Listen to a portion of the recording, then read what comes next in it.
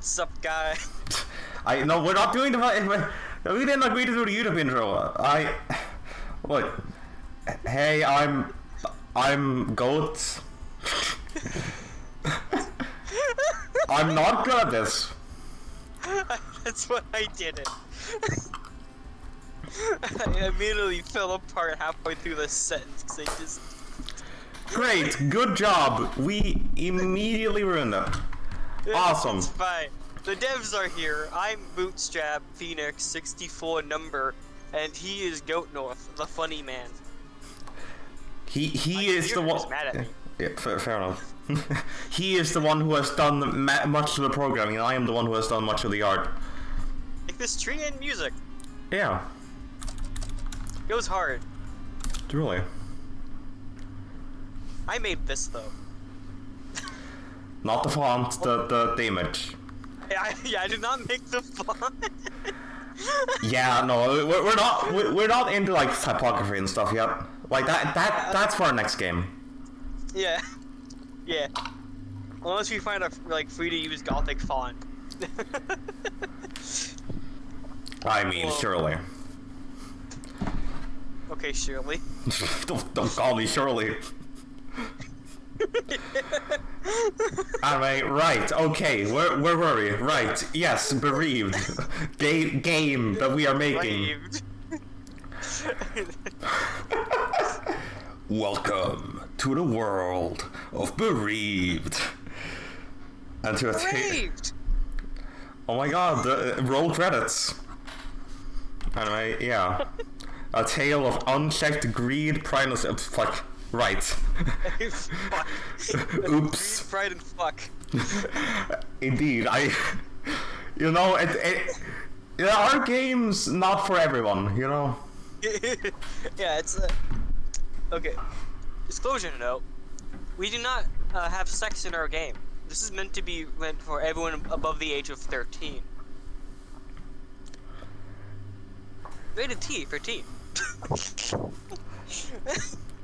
Rated T for Tonto, because that's sure as hell what we are. Fools. Rated T for fools. I love. For a long time, the lands of Hardgul have been in a relative state of peace. Or should it be a state of relative peace? Relative state of peace? Relative fuck? I didn't fix the typos, I just remembered that, so we're gonna cringe when we see them. Yeah. This is gonna suck. I prioritize bugs over typos, and that's my bad. I mean, come on, that's fair. That bugs are probably more important anyway. But yeah, certainly there were monsters and other such threats, but the people found themselves able to live relatively comfortable lives. But alas, no longer.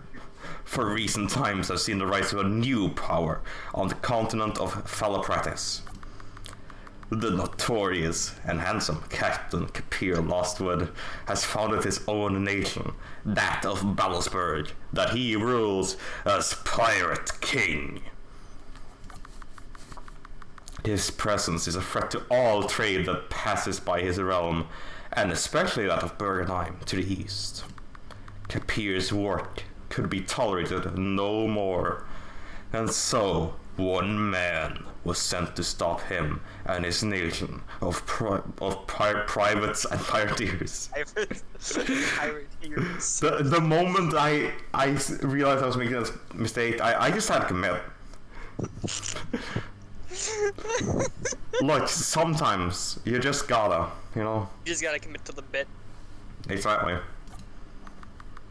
This guy. Darth Gino, the soldier of fate. Fuck. Darth Gino, the soldier of fate. I had to take my normal pills for a second. Alright, yeah, sorry, let me just... There we go. No, I do not condone drug use.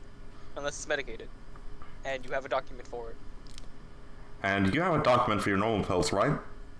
I don't have normal pills. You're saying things. You heard things. I didn't say that.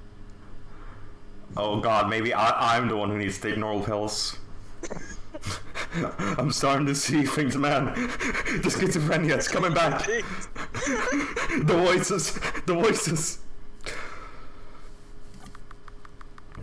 For months, the two have clashed on land and sea alike, never quite managing to slay the other. Kapir has been slippery so far, always managing to escape. But now, he and his flagship, the Ironheart, have finally been tracked down for certain. And so our story begins.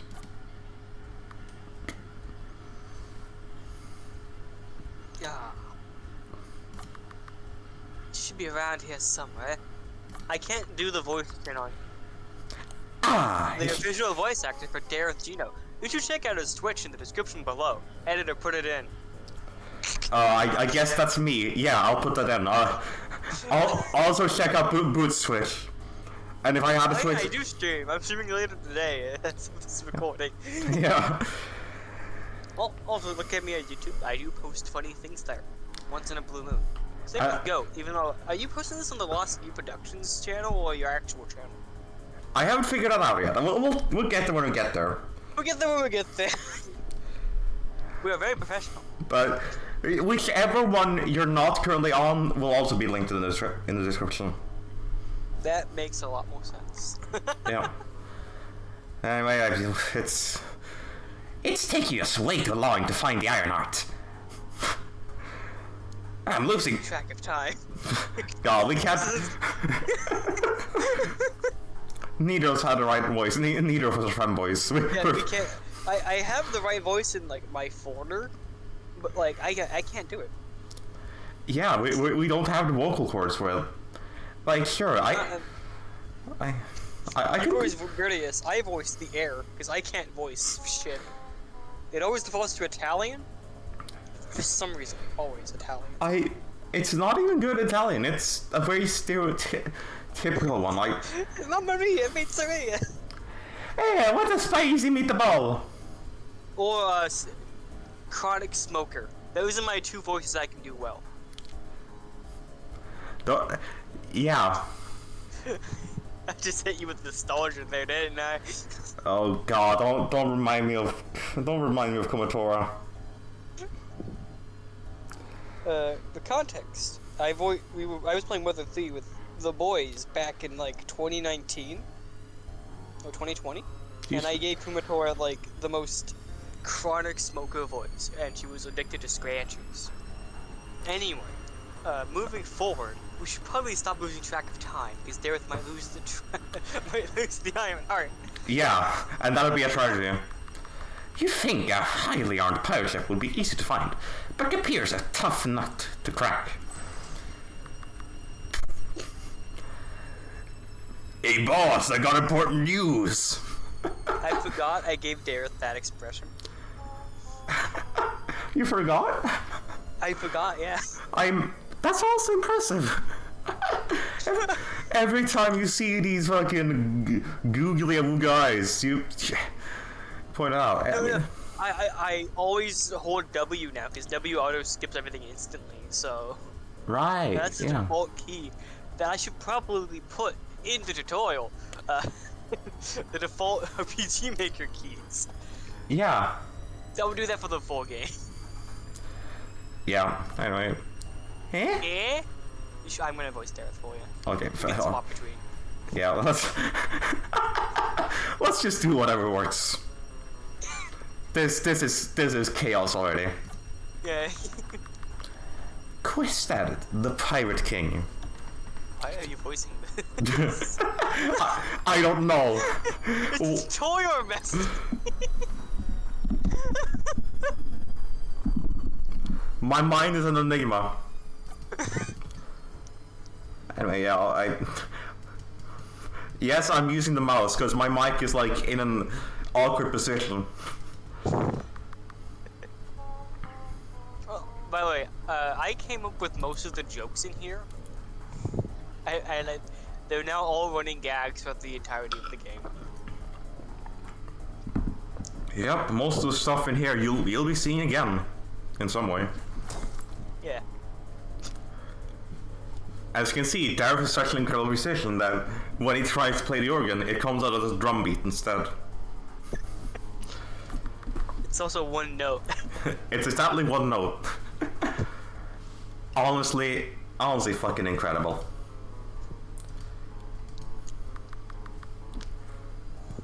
God, it's almost 2 p.m. already. I'd better hurry. Good lord. Wait. And there's okay, so that one also has like a meme reference to it. I don't know if many people have seen this video or clip, but it is about a guy saying it's almost 2 p.m. already after eating a bucket of chicken and then jumping in front of a truck and dying instantly. Or was it a bus? I think it was a bus. Yeah, in his diary that he had on said, get hit by a bus and die lol at 2 p.m.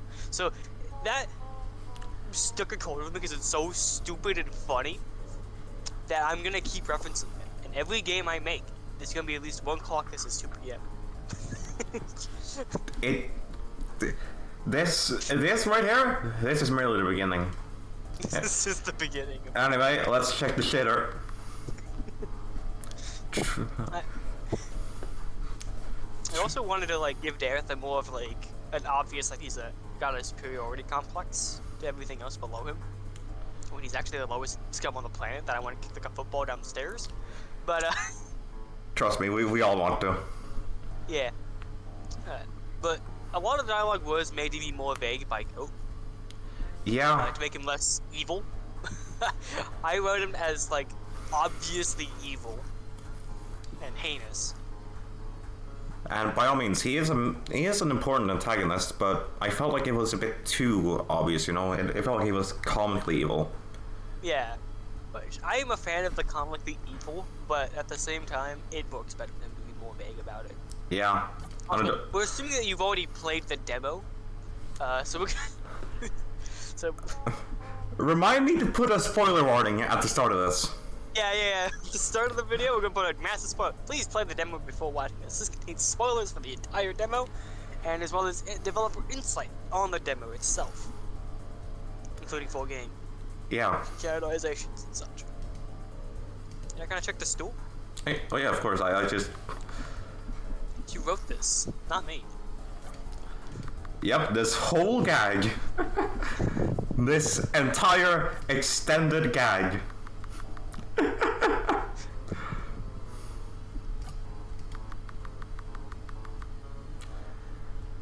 I mean, it's a valid question. Yeah, it's very valid. I never added the hyphen to navel gaze. Does navel gaze have a hyphen? I think it does. I remember Days mentioning something about that. Fuck it, I don't know, man. Also, to make it apparent that you're supposed to be OP for this segment, I kept giving the player like 1,000,000 of powerful items. Yeah, like the exact same set of powerful items too, I think. Yeah, every single chest in the tutorial prologue has like that same combination in the same order. Which I mean, Also, the green apple joke. That is a reference to Pirates of the Caribbean 1, which Barbossa eats a green apple. Ever since then, every like small room like this has a box of green apples in it. including at least one that you can't even access. Yeah, for the bit. Yeah. Anyway, here's the save point. Oh, look at this lovely sprite. It's where you, I made this, even though I just ripped assets from a thing that's not going to be in the demo period, or like...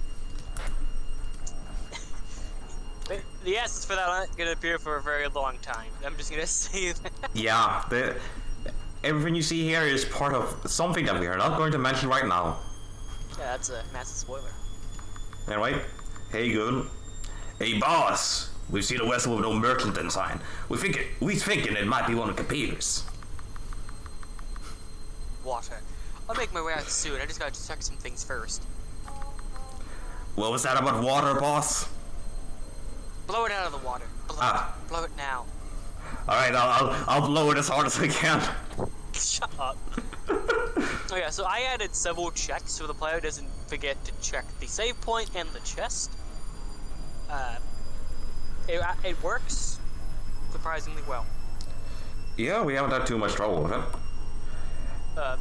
The rule of 2 always seems to get the player to actually check the objects in the room.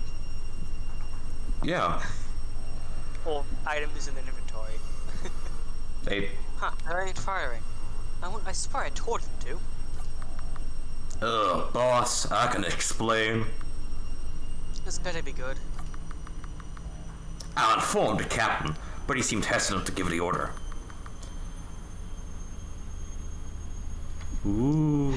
I guess I'll go talk to him then. Now, I'm sorry, I spaced out for a second. I mean, that's fair. Tell me, Captain, why haven't you fired yet? Why don't you take a look yourself, boss? Borrow my telescope real quick, will you? We'll give Dareth the telescope sprite in the full game. Maybe. But yes, it's that's not... easy to do. Yeah. I mean, it's one sprite. It's literally just him holding a telescope. I'm not really gonna go above and beyond to make him like hold multiple positions. We'll even give him more than one face. Maybe. Oh yeah, eventually, yes. For his portrait, definitely. He needs more than one face. Yeah, since right now, it's just this smug face. The whole way through. Yeah, and his computer's tricolor, but it's slightly armed. That's the thing, boss. I'm unsure if that ship's a threat or not. I understand your concerns. However, these are pirates. For all we know, that could be a scout vessel, ready to report back to the Iron Harbor with our position. Or worse, they could have hidden armaments, ready to be deployed at a moment's notice. I get why you're hesitating, Captain, but this is no time for second thoughts. We need to act. Ding, ding, ding, ding, ding. No, continue. Oh, right. I forgot. I added that. You know, for being the artist that drew almost everything you see here, I do every single NPC spot besides like 2. Yeah. Which, you know, I should probably draw more NPC sprites. Yeah, I got it. And the more I do, the better I get at it. Yeah. Anyway, Plus, I'm gonna overhaul like all the women's sprites anyway. Yeah. They don't look great. Yeah. Hey. It could be better. Yeah. The outfits, the clothes look good, but not the hair. The hair is pain. It really is, isn't it? Like, hair is... I like drawing hair. But usually on a bigger scale than this. My mic echoes, I think. I don't know if it echoes. I hope it doesn't. I can't hear any echoes. Okay, then it's fine. I just see a green circle around me. Anyway, continue. Anyway, alright, boss, I guess you. Good. I trust your judgment, but next time I'd like you to follow... What? We forget. It's the Iron Heart. It appears ambushed us. Open fire on them. Reinforcement of the island. I'll follow them there. Right away, sir! Men, open fire! You, Captain Boy, get the boss aft now! So, talk about the boat for a second. How much pain it gave us both. Oh god, yeah, I was about to mention the boat. Oh yeah, so that defense, Yeah. So, the boat is completely, fully rendered. It is down to every detail, has the amazing detail. But I said, fuck it, I don't want to make the cannons anymore. They were such a pain to animate and keep working. So I said, the player can't see them. The player can't go back to the room. Yep. It's fine. Goat even made tile sets of the cells you see on screen for the layering. Oh god. It came out so good that it hurt my heart and frustrated me to no end that I had to prevent the player from going down there because the cannons looked like absolute shit. Editor, put a picture of the cannon on screen. Jarvis, pull up a picture of the Bereaved cannon and put it on the screen. It's so terrible. It was so frustrating to get work that I just gave up on it. I mean, that's totally fair. It was not fun. Well, you don't know much about it, but I was the one who did all that work with it. Trust me, don't make multi-sprites in RPG Maker. Make one sprite. Don't make it multiple parts. That just is pain. That's just a bad idea. But yeah, beyond that, make it animated to look right. Oh. Anyway, this is the cabin boy. Yep. Look at him. He's a small little child. Yeah. Originally, the cabin boy was reversed. He was at the front of the ship. I'm an idiot. Rafts are at the back of the ship. Yeah, they tend to be. Captain Car's your boss, right? Because then the Merchants Guild employed my services, and I'm the one giving orders on their behalf. So get me the lifeboat. Alright, sorry sir, I'll get it ready for you. I'm putting bombs in your ass, Darth. It's ready, sir. Also, I added a check so the player wouldn't stand in front of the kid and get stuck in soft lock. Because a couple players actually got soft locked because of the they walked to the right of him and talked to him from the left. I don't know why they did that, and they just walked towards him. But it made me add a check. So yep. That. Players are real like that. I can't add like a what's it called, a waypoint for the NPCs to walk to. I have to manually map their path. So yeah, blocking the player and then doing the line of pathing makes no sense. I'm sure there's a plugin for it, but back on it, I could just make it so when you talk to the kid, he becomes intangible. Yeah, that would have also worked. It would have worked much better. But well, here we are. It works, so don't question it. Hey, if it ain't broke, don't fix it, or maybe do it later. I'm not sure why you'd want to. Yeah. Anyway. There's other bugs you can investigate. Well, it's you've watched the middle tile. The middle tile. The middle tile? Oh, there we go. Because then when you push Z. Right. I don't know if I bought this raft. I should use the one behind me. They usually have rafts on both sides of the ship, so you know. Yeah. But so I made that raft. That's why it looks kind of terrible. I mean, it doesn't look that bad. It just doesn't match the ship's wood. Yeah. Which they should be changed. Yeah. Just simply recolor,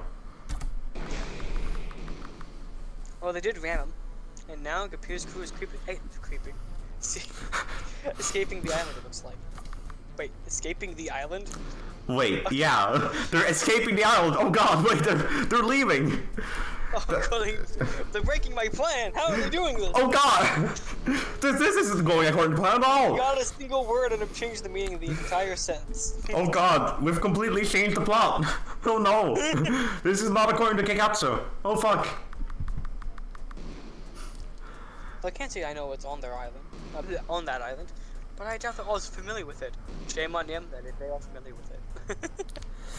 Yeah. I'm trying to territory filled with pirates who hate my guts. Here we go. That guts used to say guys. Yeah. 4 versions, and we didn't catch that. Look. I'm the one who does all the work. I should have caught it and fixed it immediately. Not your fault.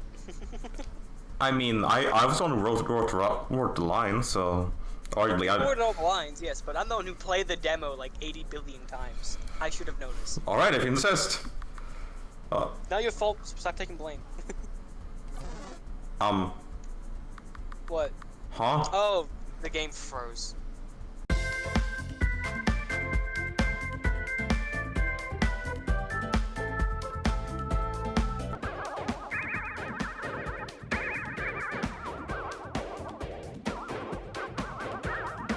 And we're back. And we're back. We escaped from Purgatory. One of Capier's troops, eh? Curse you, Dareth! You'll pay! So, okay, good. This was a semi-reference to that meme. To Elden Ring. Semi-reference. Semi-reference. We have a lot of those, I don't think. Like, there's a lot of things that we have No, this is reference to. completely intentional because it's really funny, but it doesn't really. I don't think that's what he says in the quote. Like, I mean, I haven't played Elden Ring or its DLC, so I wouldn't know. I think he says curse you something. Yeah, I can't remember the name of the boss. It's like Bale or something. Curse you, Bale. Yeah, that's it. I think that's how he says it. Yeah, that's me whenever I'm driving on a rural road and then a farmer drops a hay bale in my path. Anyway, we're about to enter a battle. I guess you push yes since you haven't actually played the demo. I mean, okay, if you insist. Also gives me some interesting trivia. As you can see, the UI is out of date. Yeah, this is not what the UI looks like at this point. I mean, it kinda is. It's really close, but the bars and numbers are different. Yeah. We've got the classic RPG standards. We've got health. We've got MP. We've got TP. I tried changing. For one project I worked on, I tried changing the names of like the TP equivalent to something else. Let's just say don't abbreviate cool points.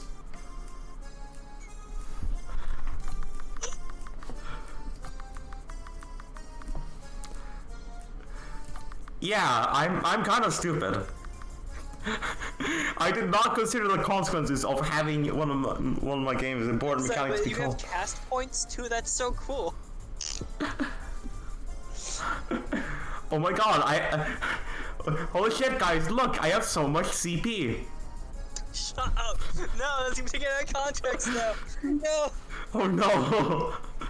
This is the end. We haven't even started. Oh god, my career is over and it hasn't even begun. Fuck! I made the bell, by the way. Yep, he made a bell. Don't do all the pirates. I think you do every single enemy sprite in the game besides like one, but that's not even in the demo. Yeah.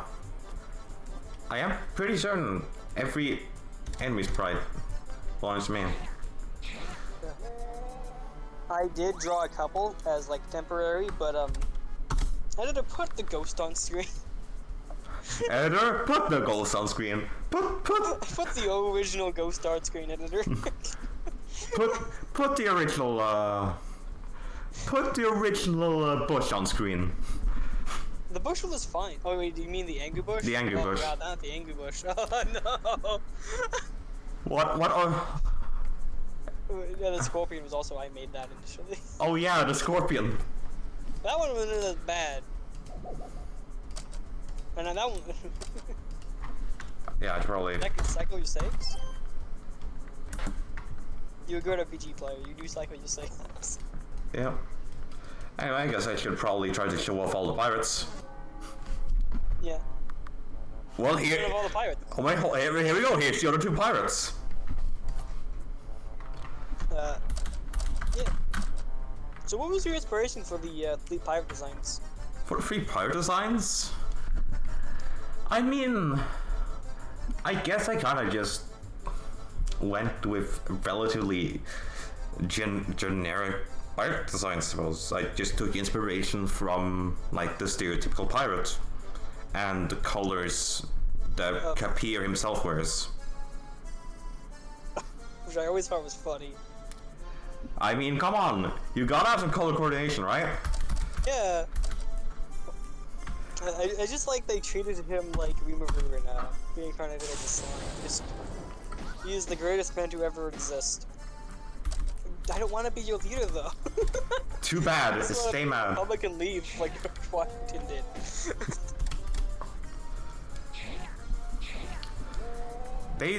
They really did just, And it's well, that's all the enemies here. We have one dude that's just a normal like pirate guy, the one the Orwell's participate on. We have a fatter, tankier guy, and then we have a woman. A woman who beats the shit out of you if you're not careful.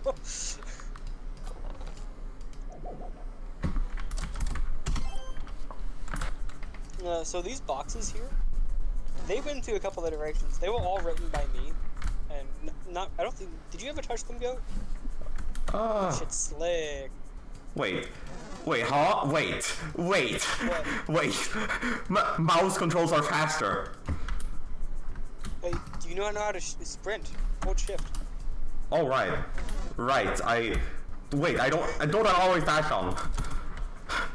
Okay.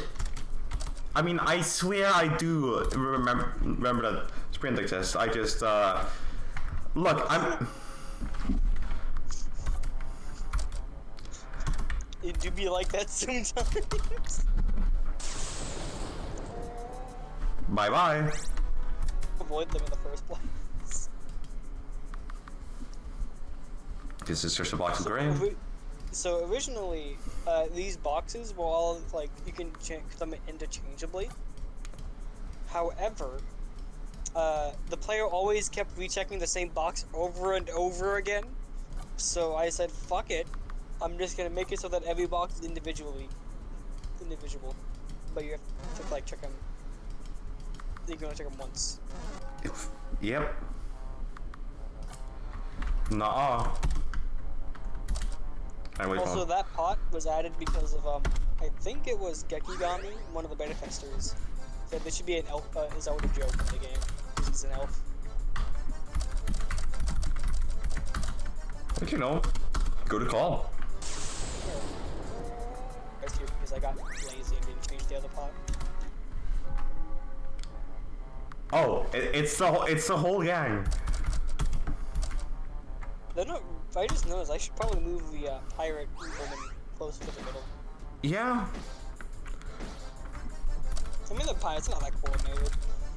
Yeah, they're pirates. Really like wearing Capier's clothes colors. Which you know I can respect. They pirates always have good fashion. I mean, come on, look at any like proper pirate captain. They're. He's got the drip. Oh yeah, this one, a second appearance of the green apple joke. Yeah, the continuation. Although that should probably be the green apple Sprite instead of just the generic crate. Probably. Also, eventually the player gets fed up with like fighting all the pirates and just run past them. That was my entire intention. It's supposed to simulate Dareth's frustration. And it works. Yeah. Wait, did you use an elixir before? That just triggered my brain. I mean, you do get many of them, but you only get one per chest.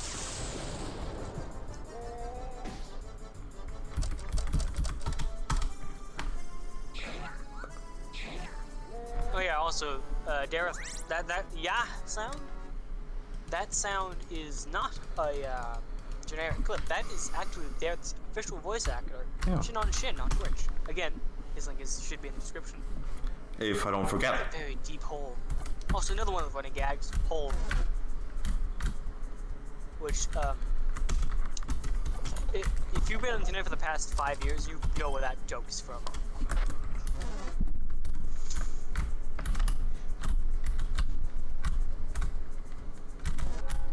Like. Oh well. That scared you. Pirate jump scare.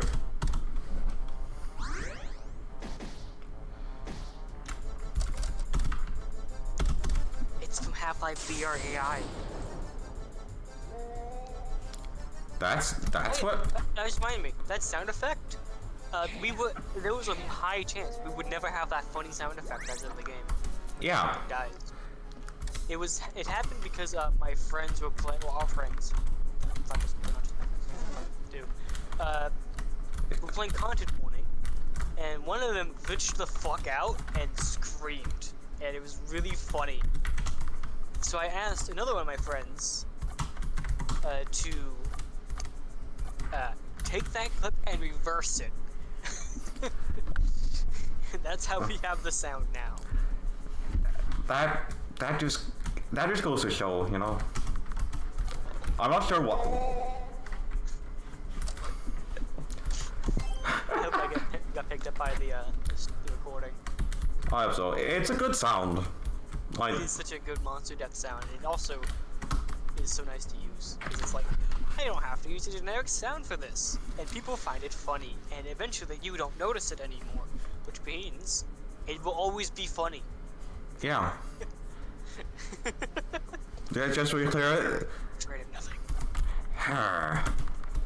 That doesn't matter. You saw the joke. Yep. Wow. You know exactly what's the reference to. Also, these pillars are not correct. That's yeah. I think that's from the actual like overlay. oh fuck. Well. Yeah. Huh. But no one has brought them up until you did. So now people will notice in the demo. Fuck. I shouldn't have brought it up. Anyway, here's the first mate. Yep. She's arguably the first proper boss, or at very least like the first mini boss. It's yeah. She is accidentally very close to Black Star from Soul Eater, and how her design is, how her attacks are. I've never seen Soul Eater, mind you, so I'm not sure how it happened. What? No way, man. And even Dareth is confused. Also, there was a thing that I want to use, and it's relating to both of them having blue hair. I'm trying. You know who I'm here for, Evelyn. I do, yes, but you're not going any further. I'm not letting you get to Kapir. Not now, not ever. So, then I'm supposed to have to go through you.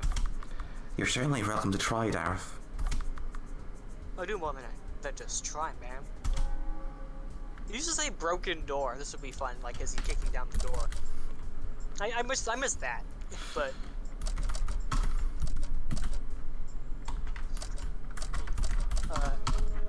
I was thinking of having all elves have blue hair and making Evelyn a half elf because of that. Is that correctly? Or just making so that character gets blue hair if they're supported by get taught magic by Fuck it. a kitsune, which also makes sense. Really? She's beautiful, but she's gotta die. I suggest healing. I also suggest healing. Piece of advice: don't die. Oh man, I can't. Fucking same. Nice. Well, I didn't really help with that, but you know. Magic doesn't care about accuracy. That's Magic doesn't care about your feelings. Stop fireballing me! Woman! Blind. So you have 30 Delta potions, why aren't you using them? Good question. Ah, fuck it, I'm gonna save up for reckless abandonment. Obligatory, so this boss music you're hearing? Goat recently made it for a puzzle game he was working on. Or at least a puzzle game idea. You might be wondering how the hell this was meant to fit for a puzzle game. We don't know. Yeah, I'm also wondering that. But well, I mean it's fun. Do Reckless Abandon. Yeah, I was saving up for it. Damn. I think she's dead. Nope, you went too many times. Oh man. Do you think? I've gotten a time where she gets hit every single time and dies, and it was like, that was so satisfying. Do you think I could kill her this turn? It's a bit too risky. Yeah. But, yeah, as Go was saying, she was the first real boss, and then Kapir's right after her. She's meant to be, like, the actual boss. So I guess she's meant to be the first mini-boss. Yeah. But ironically enough, she's usually much harder than Kapir. Yeah. I mean, granted, Kapir is showing mercy most of the fight. Yeah, he does. He's a lot less determined to kill than what Evelyn is.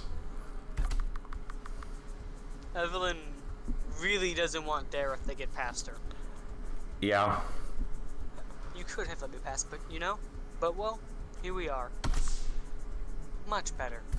Also, you had the ice flash happen before the like him saying like the one before much better. Oh shit! Really? I don't know why you did.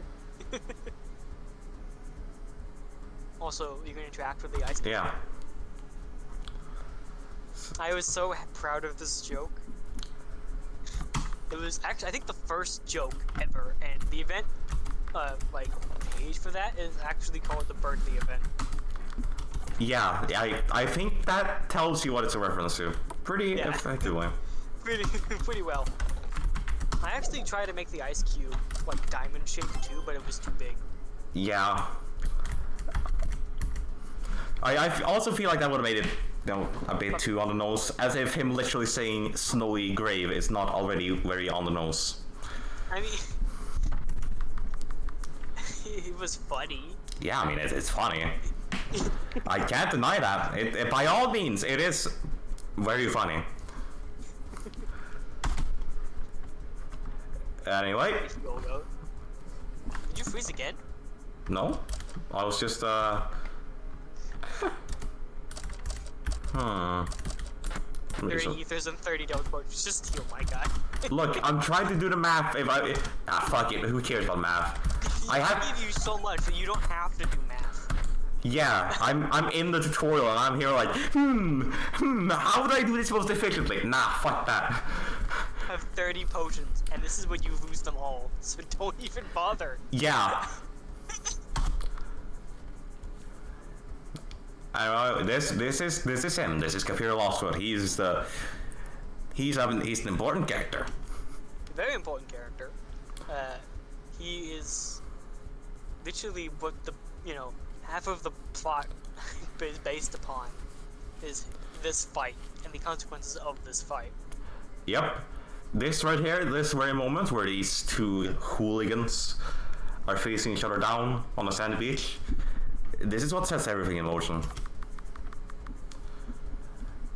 Like, Kapir constantly tries to show Dareth mercy or kindness, and he just gets shot down by Dareth every single time. Which I think this is a very good showing of Dareth's true character of, I want to get paid, I also hate your very existence, so I'm gonna kill you anyway without even being paid. Yeah. It's just a cherry on top.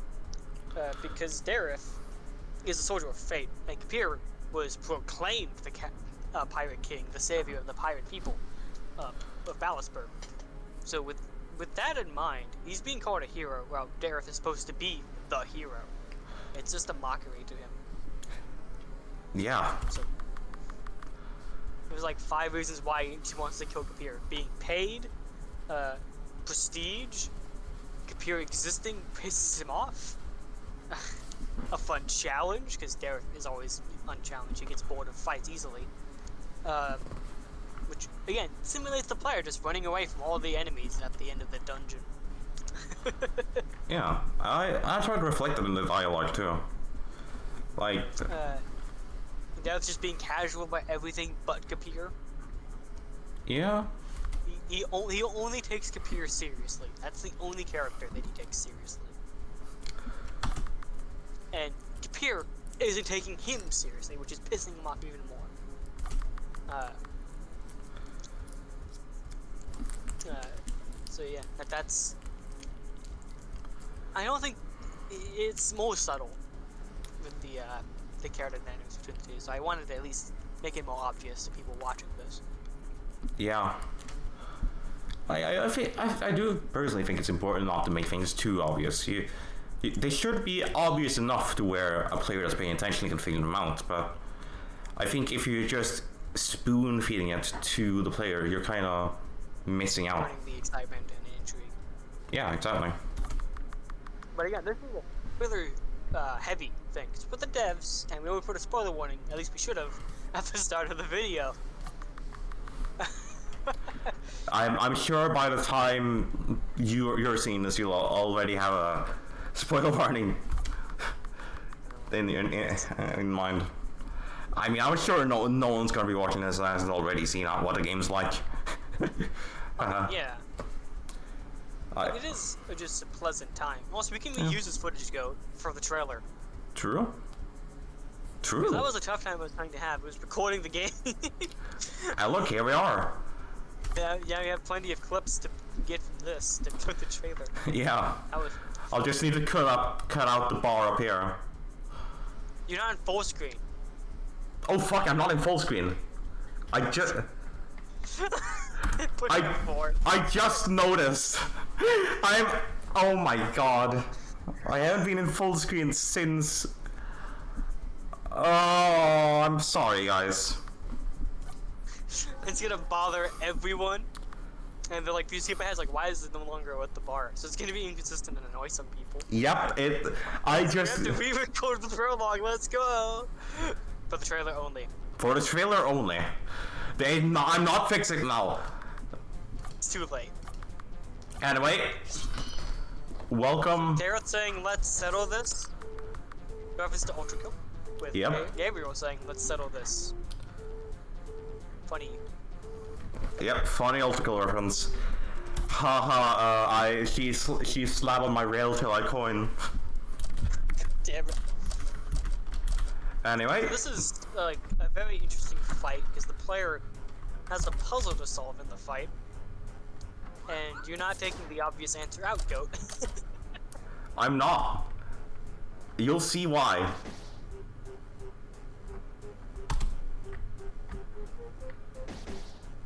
Oh, I understand now. I had to show it off, okay?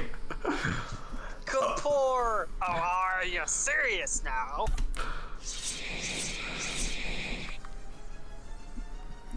Yeah. So that's what happens in this fight if you use taunt. Yep, and this is the only special unique thing with taunt in the tutorial. And the full game too, now to think about it. Yeah. Also, a fun fact about that game open music, Goat made that for a game that we were working on before. That never saw the light of day. We never even got past, like, character design. That.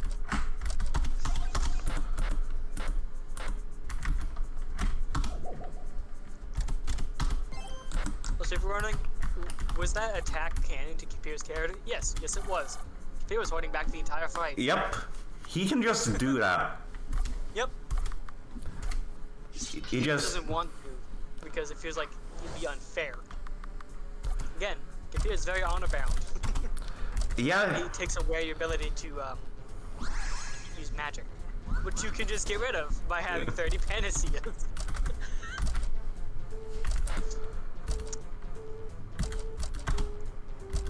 I don't know if I should interact them, but fuck it. I'll do it. Well, he whiffed, so that works. Kapir Lostwood, it's time we settle this. After all this time, I finally catch up to you. Let's settle this, Doge Rat. I think I'll... So I like how Doge Rat is just a common swear term in this game. Yeah, it's just... It's just... You know... Yeah. This is... Yep. Doge Rat, that's just their calling you a fucker. Pretty much. That's the equivalent. Oh, motherfucker, I think is more accurate. Oh, so I gave a player pocket sand here for the express purpose of making Kapir slower. Because he's faster than you in the fight. So it's true. melee focus. So yeah.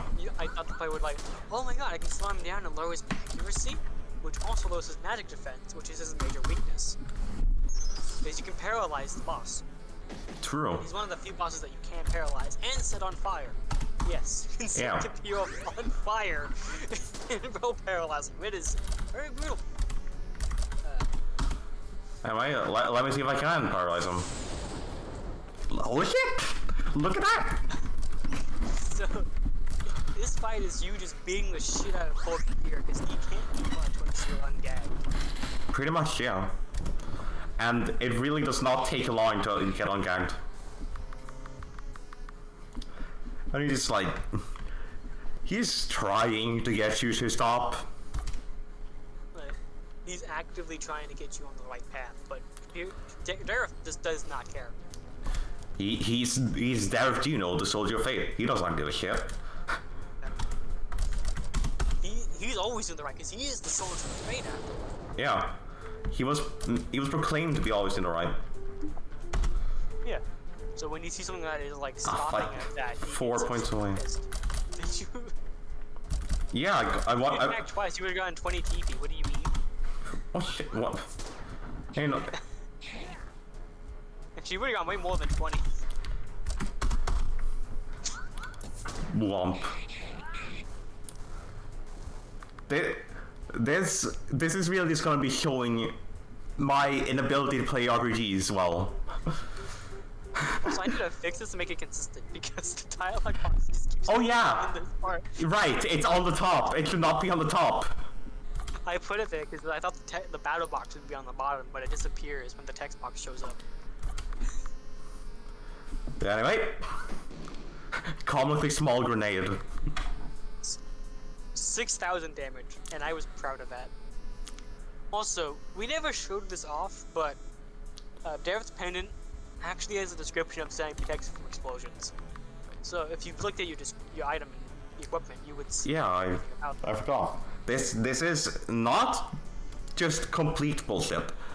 Yeah. He did actually have it from the start. Yeah, it's not a stupid cop out. If you looked at your equipment, you would see it. You'd be like, oh, that's oddly specific. I mean, arguably it is a cop out, but a cop out that we prepared in advance. So it also explained halfway, like when you get off the boat, it's like everything is going according to my plan. So everything happened here was Dareth just doing his plan perfectly. Again, feeding into his ego. Yeah, he's a bit of a schemer. Yeah, he is honestly a mastermind. Yeah, we've tried to make him one at least. Yeah. He also take his computer's hat, which I had to actually represent. He looked so cursed without his hat. Yeah. Hatless Kapir is not okay. As you can see, you're this also led to an exploit, actually, now that you found this, that I had to remove for the full release of the demo. Yeah. So if you put in Computer's hat, Dareth's cap would be the next character you play as. And also, yes, I did not make a down version. I just made it so he just walks back and forth. Yep. Right now, Dareth can only go forwards. Yep. To finish him off. Bro is sonked out. And so... Yeah, after being stabbed in the heart, he's completely just out of it. And so, Pirate King Kapir had to take a big long sleep after being stabbed in the heart. Dareth emerged victorious over him and his crew, and returned to Bergenheim as a hero. In truth though, Dareth is not the protagonist. His actions that day only served to pave the way for the true story to take place. 3 months later, in the port town Din. Did I fix it for the demo, or did I not fix it for the demo? I guess we'll see. We're about to find out. We're about to find out! In the dark of night, a young man cautiously walks into town. Clad in battered armor and a yellow scarf, he looks like he's seen some rough times. Finally, a town to lay low in for now. Oh, we never fixed that. How did we not notice? No one noticed that. We are not that. None of the players noticed either, though. Yeah, so I guess it's not all our fault. And his name. Oh, I did fix it. Holy shit, you actually fixed it. Huh. Yeah, so at one point, that it didn't show his full name, it only showed Bulgard. Which actually led to at least one person getting confused. Yeah. We should probably have splash screens giving the player know exactly what their full name is. I tried to make one, and I wanted your thoughts on that, Go, but that's something for another time. Yeah. Okay, where to go when you enter a new town? Again. Okay, good. I'm not being followed this time. Looks... Oh, there's someone walking into the tavern. They look like they just arrived from the sea. My boy. It's him, the fan favorite. Yeah, unironically, everyone who's played this game usually says either Mortis or Darv are their favorite characters out of the 4 party members. Which, I mean, fair enough. I mean, I like Birdius, but that's because he's my creation, pretty much. Yep. Chicken. I originally did create Birdius for like a D&D campaign. Actually, that applies for every playable character. Yeah. In this game. All 4 playable characters. All 5. All 5, yeah, actually. Were originally D&D related characters. Dareth was part of backstory for another character. Darth was one of the characters I wanted to play the most. I played him in like 1 session of a campaign. Mortis, again, he was a 5th cleric that I wanted to play. Birdius and Robin were the most underdeveloped D&D characters I had. They were just sitting in my Hero Forge, just sitting there designed. But they went through several revisions, and this is what they are now. Yeah. They originally looked much different. Birdius used to use daggers, I think. It was more desert focused looking. Yeah. But Robin just looked a lot more magenta. But now she's more green and red, which changes for the full game, of course. Yeah. It's not going like all the characters are gonna reveal their faces eventually.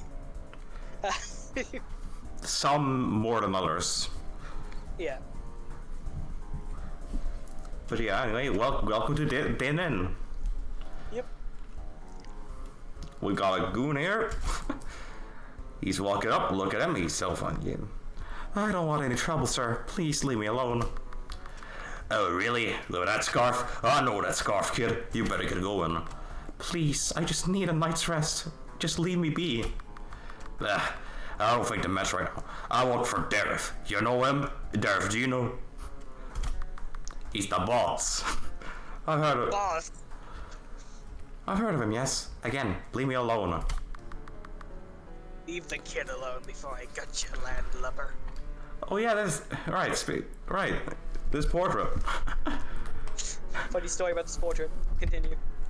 So, I made a lot of the portraits for the game. Of course, that kind of comes with the territory of being the game's main artist.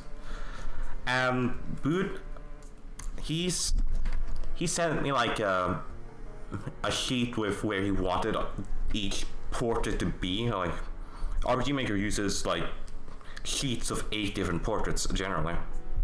Yep. And so what I got was a document with a bunch of squares with text on them, pretty much, to show what kind of portrait to make in which slot. And one of them just said gun.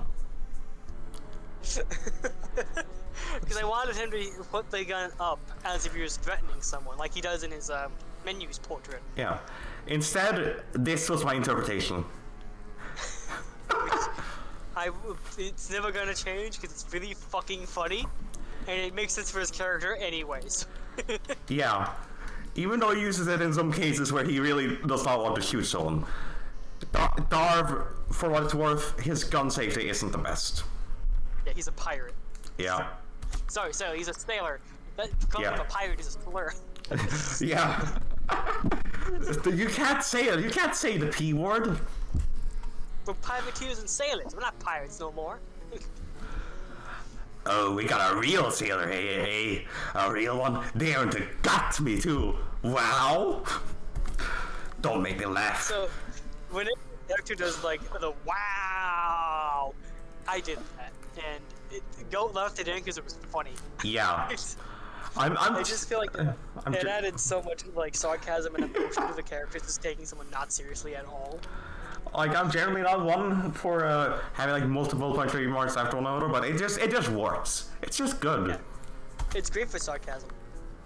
That can dance around you faster than you can even imagine, landlubber. Oh yeah? Let's test it for real, man. And that's a reference to that Darv is your fastest party member throughout the entire game. It's true. Like, if you look up here, he's your fastest party member. He might be an old man, but He can dance faster around you than you can even imagine. And he's even got a peg leg and he's faster than you. yeah, that's how good he is. Alright, this is Since we're into combat now with Darv, can you go over to his special? Oh yeah, true. He's got I've seen this before. A skill that I was like, okay, we need a checked skill for the player, and so I gave Darv the skill. Yeah. And I was like, this is like a perfect way to implement checking because it gives you the most accurate information, like how much HP they currently have. As you can see here, it tells you how much health they have, max health specifically, what their weaknesses are, what they resist, and a little bit of description of them too. And as you can see, it says weak to firearms, which is an element in this game. Yep. Gun is an element. It is one of the fundamental building blocks of the universe. You've got like fire, water, earth. Separate from melee weapons, so I made firearms an element, which includes hand grenades and bombs. They're also considered firearms. Snot's also an element, but yeah. Hopefully you won't have to worry about that. With the snots doing snot damage physically, or when they do the funny skill if you take too long to kill a snotster. Yeah. That's an Easter egg that no one has found yet. Nine Soul Seat was actually really close to triggering it. I think he was 1 or 2 turns off from it. I was like, oh no. Yeah. But he managed to get the folder. So Negligent Discharge was a more last-minute addition.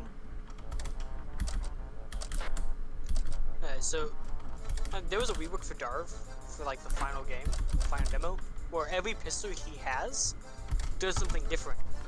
For a Sonic pistol, it is the only pistol that does Negligent Discharge.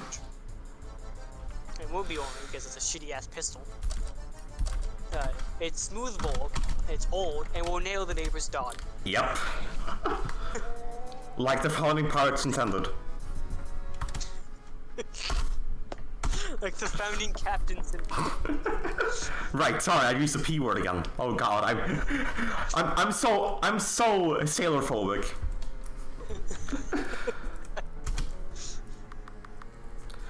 Fine, do you what you want. And he goes back to sit down.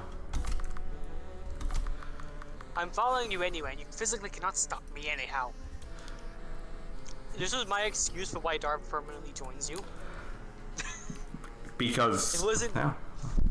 He's like, okay, I couldn't figure out a good reason why he joins you for no reason. Because the reason he joins you makes no sense. Other than he's helped you once, but he would walk away realistically. Yeah. Like if it was any other guy, but Darv is Darv, he's too much of a Chad to not do that.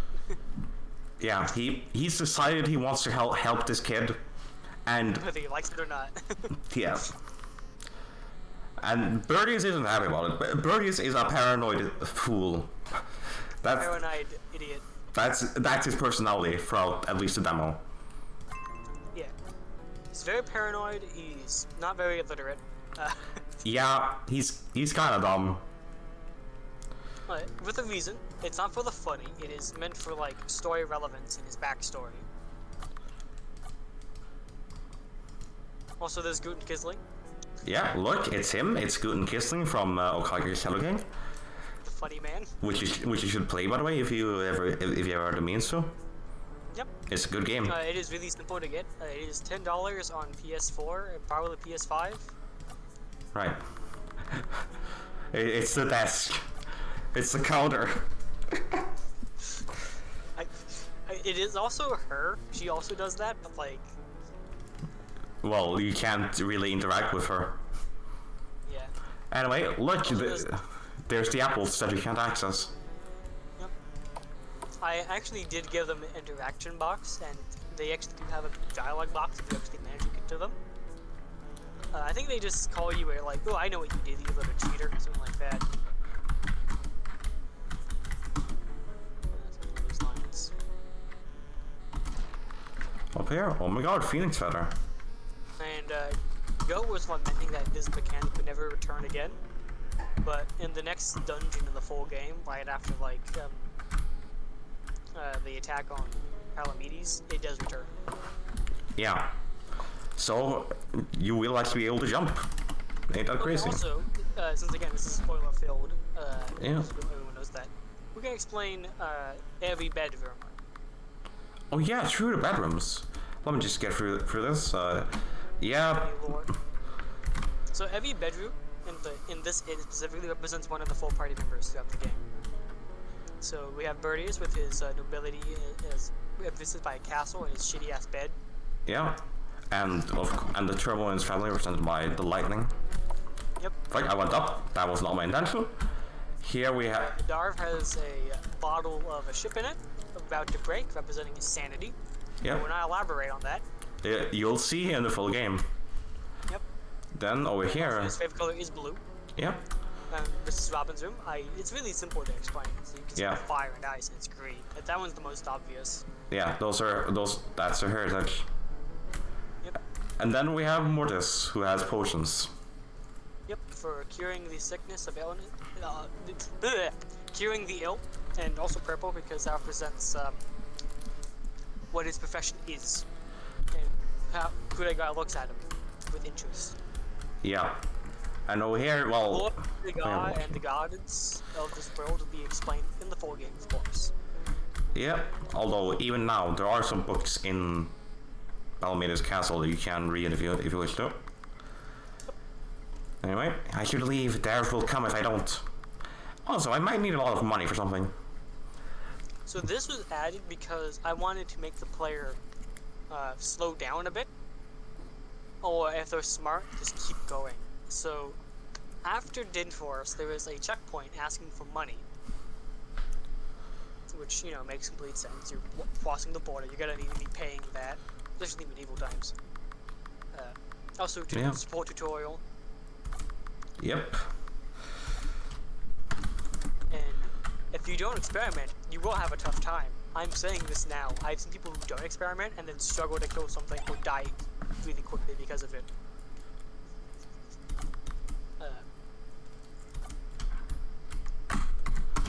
I will actually change this from books to a solid, like, thing that you can just check whenever you need to. This would be much better. Yep. Also, here is Kate's house. Yep, this is Kate. As you can see, she I think it was the first side quest ever designed. I think so, yeah. And it got me into, like, creating side quests that are, like, more interesting than just go kill 10 mobs. That's boring, in my opinion. Yeah, they're done at least. They all, like, have character with related moments. And it's like in this case where Kate is talking about, like, Kapir was basically her father figure for most of her life, and now her hometown is being basically occupied by one guy. Really ticks her off. Yeah. One guy working with Gareth, which ticks her off even more. Like the no, yeah, it is just one guy. Yeah. Which honestly, kudos to the guy. Yeah. Because he knows he's, like, kind of untouchable because of Dareth. Because if they hit him, he will just go run to Dareth. Yeah, he'll run to Dareth and like he'll talk to his dad like a little pussy. Yeah, pretty much. Here's Darius's side quest, Lost Kid. This side quest went through a couple iterations. Yeah, originally the kid could die. Yeah. I removed that because, like, that's a bit too dark. I think there's remnants that's still in the code, such as, like, the event triggers, but the events themselves don't longer exist. You can't actually fail the quest. I suggest killing the goon first, and then beat the shit out of him. So you can get enough money to buy stuff. That's probably smart. Hey, you! First you beat me up. First you beat me up, one of Dareth's loyal goons. And then you want me to leave? Dareth had orders to have me here. I think saying Otis the Goon here. I was considering it, but I'm not saying that. Look, I've made enough jokes about the goon. Or else what, old man? So you can actually say no here. Everyone says yes instantly when they see the words beat the crap out of him. And it makes me happy. But there is more dialogue if you say no. Ha, knew you wouldn't try, old man. And Kapir gets... I like Kapir. It's not Kapir. Darv gets upset. Yeah, that's not Kapir. What are you talking about? That's a different fucking character. Yeah, that's Darv. They both use pain swords, okay? Peg, like, that's an honest mistake. Yeah. like, they have some similarities, but they're different people. Yeah, they're different people. I mean, Darv is way more violent than Kapir ever was. Yeah. And Kapir also has far better fashion. Yeah, that too. So the second goon fight actually is kind of changed. He actually has more health and I think does slightly more damage and doesn't drop any money. Because he only took his money when we beat him up the first time. And I thought that was a funny detail to keep.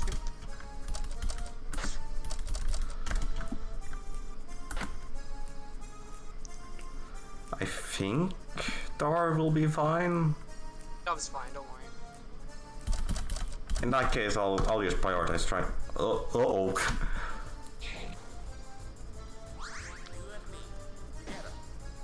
Oh yeah, no, what the fuck am I saying? He's fine.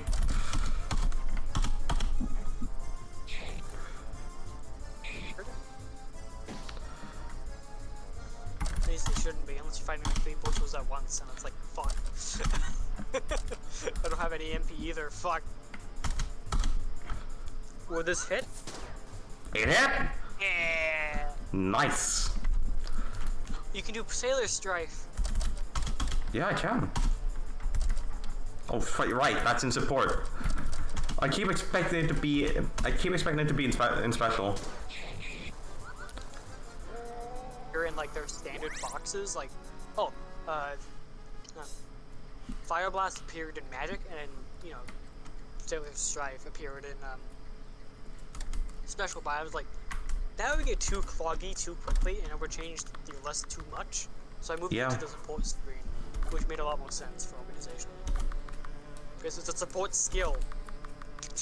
You get it from support. By all means, you do get the support skill from using support. Yeah. It's like, it makes sense. It's just, you know, it's my instincts. It's just your instincts. Yeah. And originally, all of their skills too were all they could just spam it at any time. They all used to cost 80 TP or something like that, really high number. Yeah. But I'm like, that seems too basic. So I took a card from Undertale 2, Revenge of the Robots, and made them support based instead.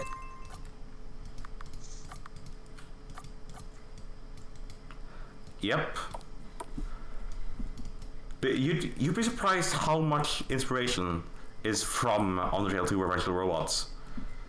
Specifically for the combat system. The Tesco. Yeah, I know. I'm just one. Yeah, that is literally what I was thinking. Yeah, because in Undertale 2 Revenge of the Robots, it has a very similar system to the support system of this game.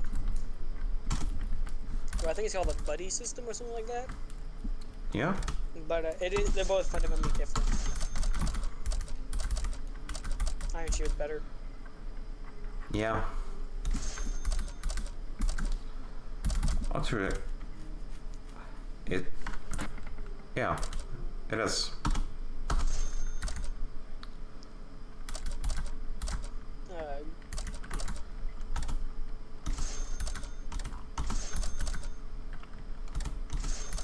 I'm trying to think. And also, because of that, Undertale 2 was actually kind of easy. Compared to this game, which is a lot harder, you just put optimize and it'll do it for you. True, I forgot.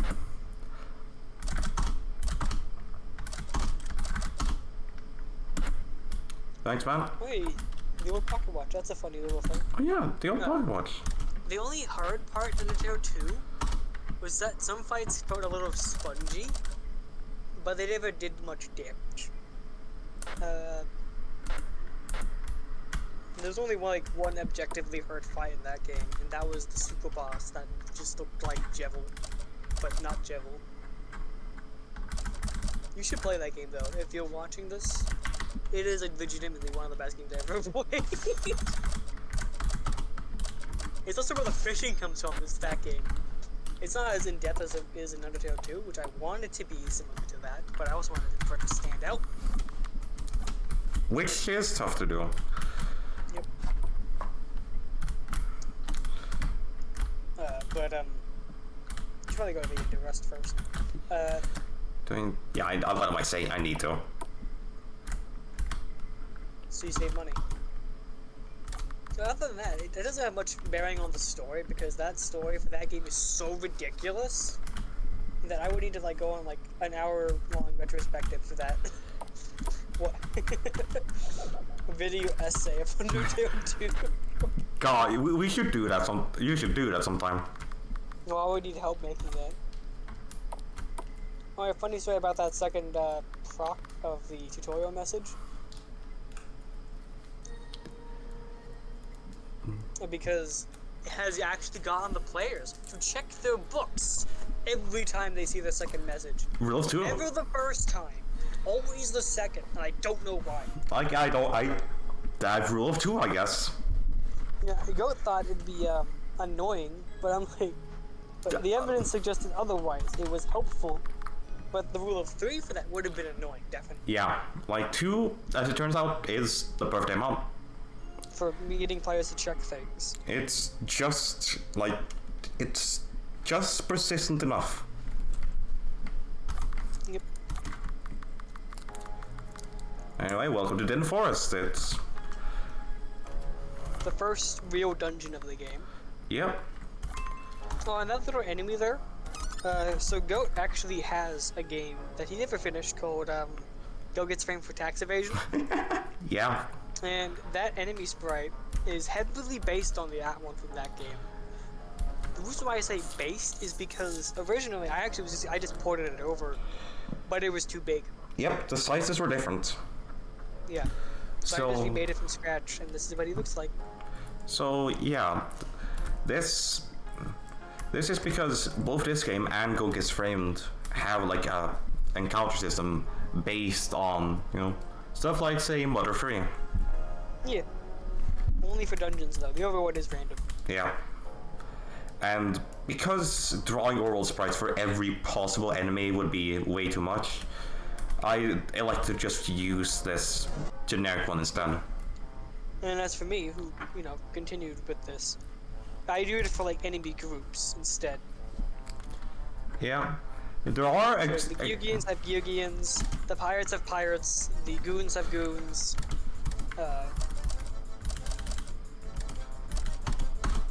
And the regular monsters have regular, just black slimes. Yeah. Which heavily remind me of the creatures from Persona 4 and 3. The generic slime enemy that you walk into to do a fight. But they're very different, obviously. Yeah. Those actually have masks, but these are just black slimes with red eyes. Yeah, these are just vague blobs of evil. Anyway, that was the Snotster. One of the more... Little guy. An enemy that's become quite iconic within the dev team. Yeah. Also just the players in general. They just love the goober. There was a playtester who was showing the game off to his friends, and they're like, "Oh my god, I loved the Snotster. Why did you kill it?" And it's honestly really heartwarming to hear. Aww. And another one of the playtesters kept shooting them to spite me. That's so real, honestly. But yeah, the Snotsters were indeed, or the Snotsters, as you may be able to guess, are based off of Pizza Tower. Oh god, Birdie is poisoned. Did you get antidotes? Yeah. Oh yeah, you're fine. That should be fine. Yeah, they're based on Snuddy, and the original sprite for them, editor bring it on screen. Yep. It's very close to that original Snuddy design. which I drew on a whim after beating Pete's Tower for the first time. Yep, and I liked it so much, I'm like, this should be our generic slime enemy. And so we used the original sprite, and then I redo it into a form you see now. That matches the pixel ratio. Will I stop getting snotsters? I don't want snotsters! You're not gonna ever see the angry bush. Yeah, Bushu. it's all snotsters. This is snotster forest.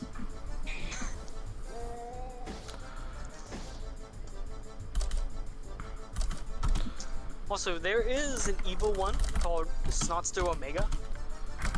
And Snotster, what's the other evil one called?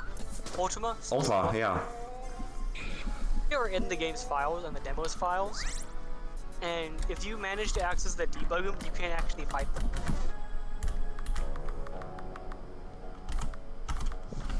But they are so ridiculously hard and stupid. That you're probably not gonna beat them with what you have access to in the demo. Although, if you do use Dem and give him Excalibur, you probably would win. Cock. So this was actually the first enemy that was fully designed for this game. Yeah. It is pretty generic, but it's a cockatrice. It's a cockatrice. They lack the abilities that cockatrices in like mythology and fiction generally have. Since Lesser. They're lesser, yeah. They can still poison you. Do any of your cockatrices actually have the ability to petrify?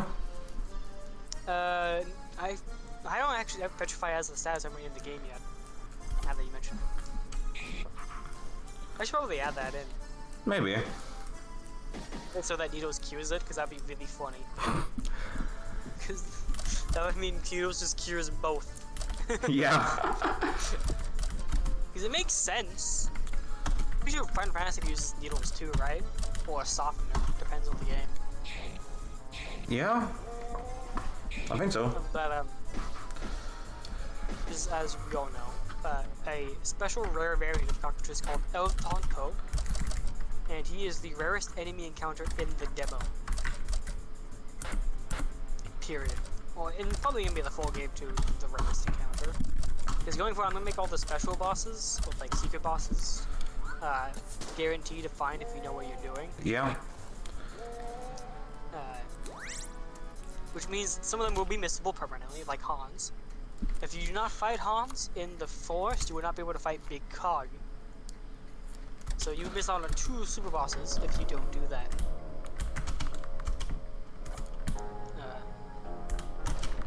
I got this here. That was added because Goat left a tree there by accident.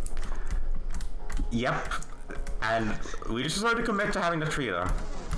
Yeah, I'm like, it would be funny if I added secret paths to Din. Because it already has a secret, like, path that you can take. I'm like, why not double down and make it more secret-y? Yeah.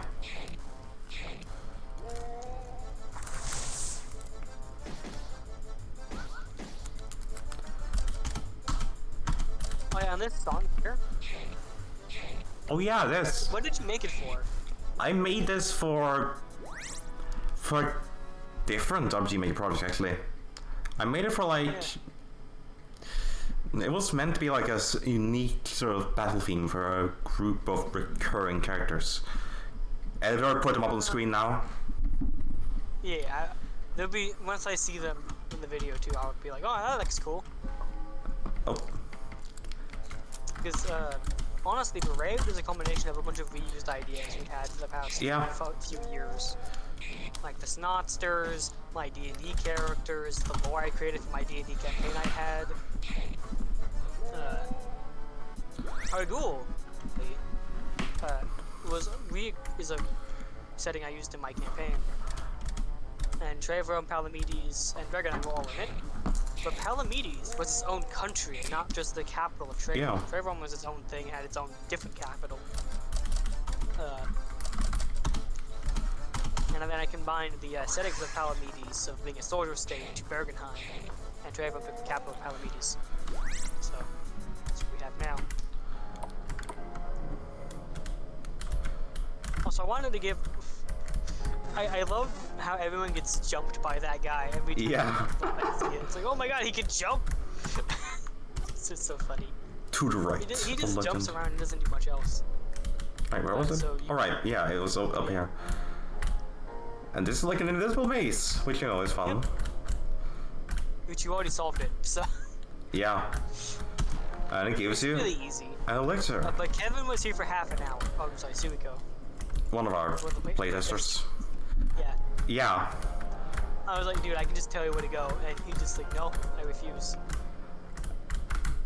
There he is. There he is. Let me go to him, please. It's him. He needs to Okage Shadow King. So this is Ari from Okage Shadow King. He's the main character of that game. Originally? Yeah, he's the main character of the game, and well, he's not really. It's yeah. I don't think I even give him a walking sprite. I think he just stands and turns. Which, considering what he's like in his original in his home game, it kind of fits. Yeah, he's very something of a character. Like, Okage plays on the tropes and makes fun of them. Oh my god, you got actually. Oh my god! Other enemies here. I got the 2 other enemies. So yeah, that's the 4 enemies in Din Forest. We have Snotster, the Sarcophagus, and then we have these 2 new fellows, the Bushel and the Angry Bush. And the Angry Bush was the first enemy that I designed. Because originally it was meant to be a goblin, and it was like, this looks more like a bush. You can now put on the really scuffed and I hate it with a passion Angry Bush design. Yeah, I can also put up the original Bushel. Sure, but it didn't match the ratios of everything else. Yeah. Eventually we decided to just specific set, which is why the game kept getting pumped out faster and faster, because we figured out to like streamline everything and make everything more consistent. Which probably is why we probably finished the entire game within a month. We had a system in place, we had like formulas and shit. We used math, guys, to manage this game. We use math. That's right. We're back in time and used math to kill the first bushel. That's right. We're going back in time to the first bushel to use math. Okay, go. If you support Birdius with Darv, you would just have passive wind attacks, which would kill them instantly. That's true. I'll do it next time in Encounter Bushels. Yeah. This squad. I mean, it's fine. You know what? I've had good luck with fire so far. Well, I say good luck with fire. It's always accurate. It's not Yeah, discharge. what am I saying? Mention discharge is the one that's kind of goofy. Yeah, because it isn't like a reliable pistol. Yeah.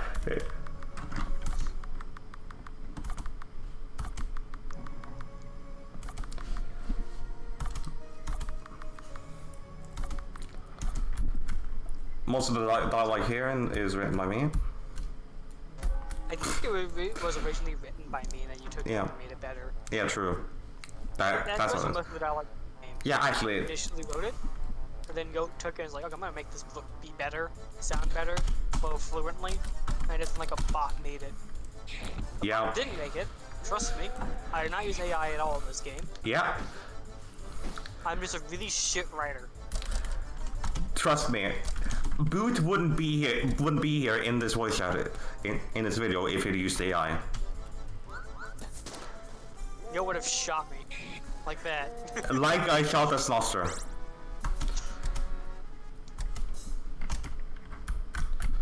Let's go down. And this? Ooh, what's this mysterious room? You have to make a potion. I wonder what that room contains later in the demo. We shall see. We shall see. This room looks like a boss arena, but there's no boss. I wonder. Where's the boss? I already mentioned it earlier. Yeah. There's no big cock spawns. Yeah.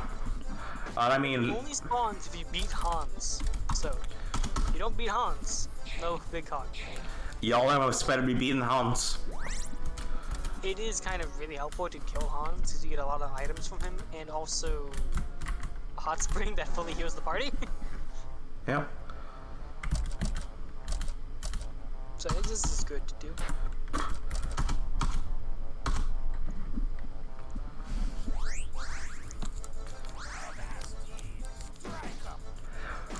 Avasti! Oh yeah, also, our friend Vance voiced Starve. Goat versus Birdius. Goat's friend Sammy Man voices Mortis Hello. Although sadly I forgot to put Sammy Man in the credits of the demo. Oh. Sam, No one looked at it. Sam, if you're watching this, I'm sorry. Yeah. You're sort of better, my guy. You will be put in the credits for the full game if I remember.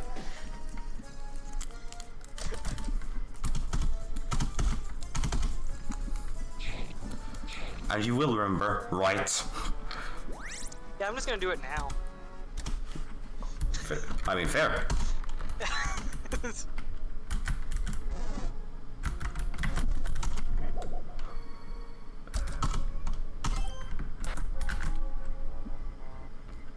The triple bushel encounter! The funny one. So Suiko, I played as we mentioned a couple times before, had Darv die in this fight, and decided to not resurrect him even though he had like 2 Phoenix Feathers, and just committed to the bit with birdies. He eventually won, but it took like half an hour. Yeah. Don't be like Suiko. Do not mess with the bushels, they... Cursor. Right, fuck the cursor.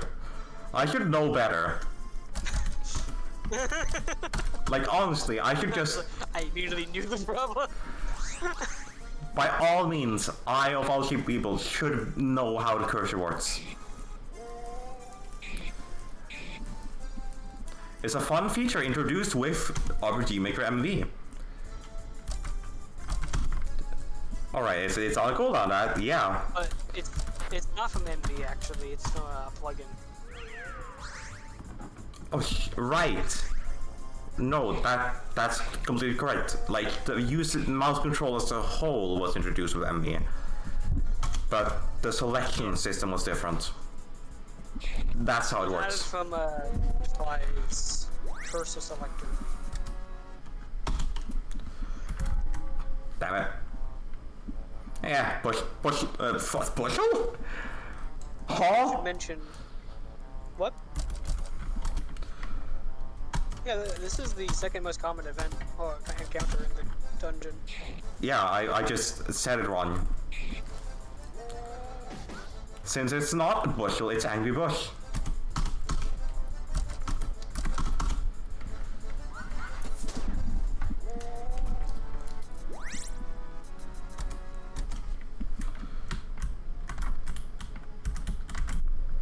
Oop, oop. Oh my god, there's the kid. You're stuck now. I know. Kid, you're gonna feel a whole lot worse in one moment. Run. Now. Rule one of the That kid could die. Yeah, that's the kid that could actually die. So yeah. So if you met Mortis, the kid would be dead when you meet Mortis if you don't save him in time. And we decided not. Because I was like, that's a bit too dark for a game, even though our game is literally called Bereaved, and every single party member was bereaved at least once. Yeah. Emphasis at least. And a more practical reason was that Boot didn't want to draw a dead kid. That too. Which, I mean, can you really argue with that logic? I certainly don't want to draw a dead kid. Huh. Yeah. You have to fight them. The triple bushel If them encounter! disappeared, you must kill them. It's true.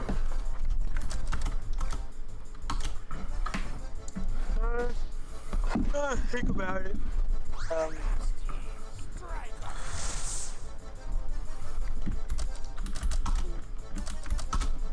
You said you wanted like a bigger bushel, right? Like a optional bushel enemy that was just had a bigger nose. Whatever happened to that? Whatever happened to that? One day, maybe. Seriously?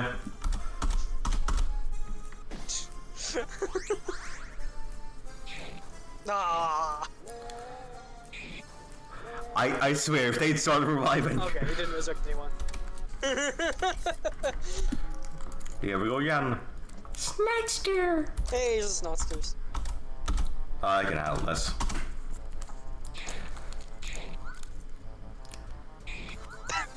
I cannot handle this. What the fuck? This is just like my fucking tail. Missy. This is just my tabletop up RG all over again. This is what I'm like in D&D. Yeah, honestly, playing with Goat is such a pain because he only rolls once. Yeah, I only roll 1 and an occasional 20. That's what I roll. That applies to when I play with Boot, that applies to when I play with other people. Oh my god, bones. Probably from the Dire Bear. Best to get out of it before it shows up. Faster! Just run. Yeah, at this point, I mean, honestly, I could just run.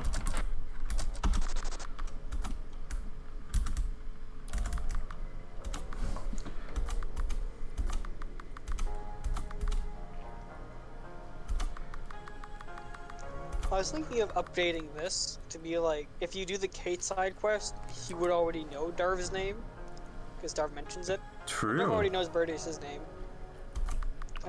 So that would be changed. But if you don't do the quest, it would still be like, oh, what's your name, by the way? Yeah, that would actually be quite smart. So, yep. It's the little details that really exemplify a story. Yeah, there is quite a few. Like, I feel like some of the best RPGs sort of have those like small moments that really make you feel more connected to the experience, you know? Like, did you already help Kate out? No, well, Birdius wouldn't know Darv. I mean, that's easy to do. But since, we just add in conditional switch and yeah.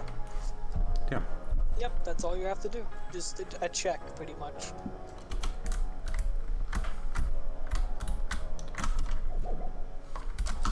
Oh yeah, so there was one thing that consistently I get told being a good game designer is adding those save points that are red. You should probably heal. I was about to walk into what surely isn't the boss fight without healing.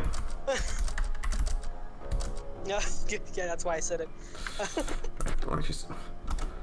Nah, what do I do? Just give him one of those. Give him one of those. Awards. And it toots my horn every time someone says I'm a good game designer. I'm like, damn, I didn't think I was gonna be good at game designing. But hey, here we are. I just stay with thinking what would be convenient and would make sense. I mean, to be fair, you have played a lot of RPGs. Yeah. One thing that always annoyed me when there was a dungeon and you had to go through it to get from point A to point B. Yeah, that's why I removed that. Like that whole possible thing it did. Yeah. I thought it was annoying. Anyway, here's the Dire Bear. He's such a silly guy. He's a goober. This sprite, or at least the... This was... original was drawn by my friend Shadowcute, one of the main beta testers. And Goat took it and made it look infinitely better. It was good before, but now it looks like a masterpiece. Yeah, well, I mean, the way I... Screen. Yeah, just put the original up here. I basically just took the original's ideas and made it fit better with the art style. Yeah. Because it did not really match the art style like the ghost. Just have like pop in the bottom right corner and pop back away. The ghost.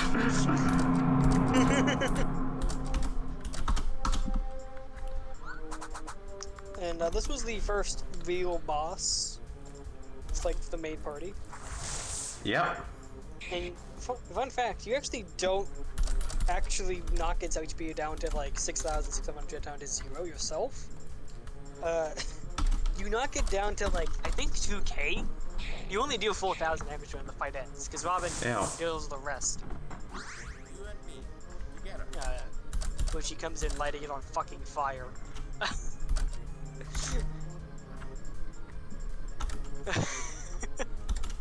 Maybe she should do Fire Blast instead. That would make a lot more sense for her to do. Because technically cannot. Support moves are canon, but the character can just do them at any time. Canonically speaking. Canonically speaking. Alright, let's make a potion. So if you were to, like, Mortis would be able to do Thunder and Strike twice. If he wanted to. It's like an opening. All the time. You can always, always smite. Hence why he becomes Light Element when you do buff him. Representing his regular smiting. And Darv would normally always do Darkness, but for balance reasons, and also to make the player more fun to use Darv, because those enemies are resisting Darkness, he does more physical. And normally he would also resist Darkness, again, all of the abilities, besides like money and item dropping, are canon to those characters. So Robin can just change her fists at any, or element for her fists at any time besides Thunder. Mortis has half the treasure for that. Otherwise, they can amplify their elements they are connected to. Oh fuck! I ain't going down yet! Dies instantly! I ain't going down yet! Goes down yet! Please don't kill him. Okay. Yeah, I mean, it's Burgess. He's the tank, he'll be fine. I wanted to charge up to using guard. That was a bad idea. I can't even use it! Alright, I'm supporting Burgess then. That one was pretty good. Although you could have done on guard now that I think about it. I only had 24 TP, mind you. Oh, you're only 24? Never mind then. That also gives parry, I'm pretty sure.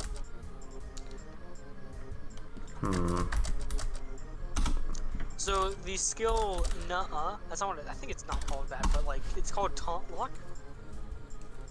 Is because I wanted the player to be punished for having taunt early. Pretty much, yeah. I'm evil. Oh, you used air wall. Yeah, but Wasted Birdie's turn.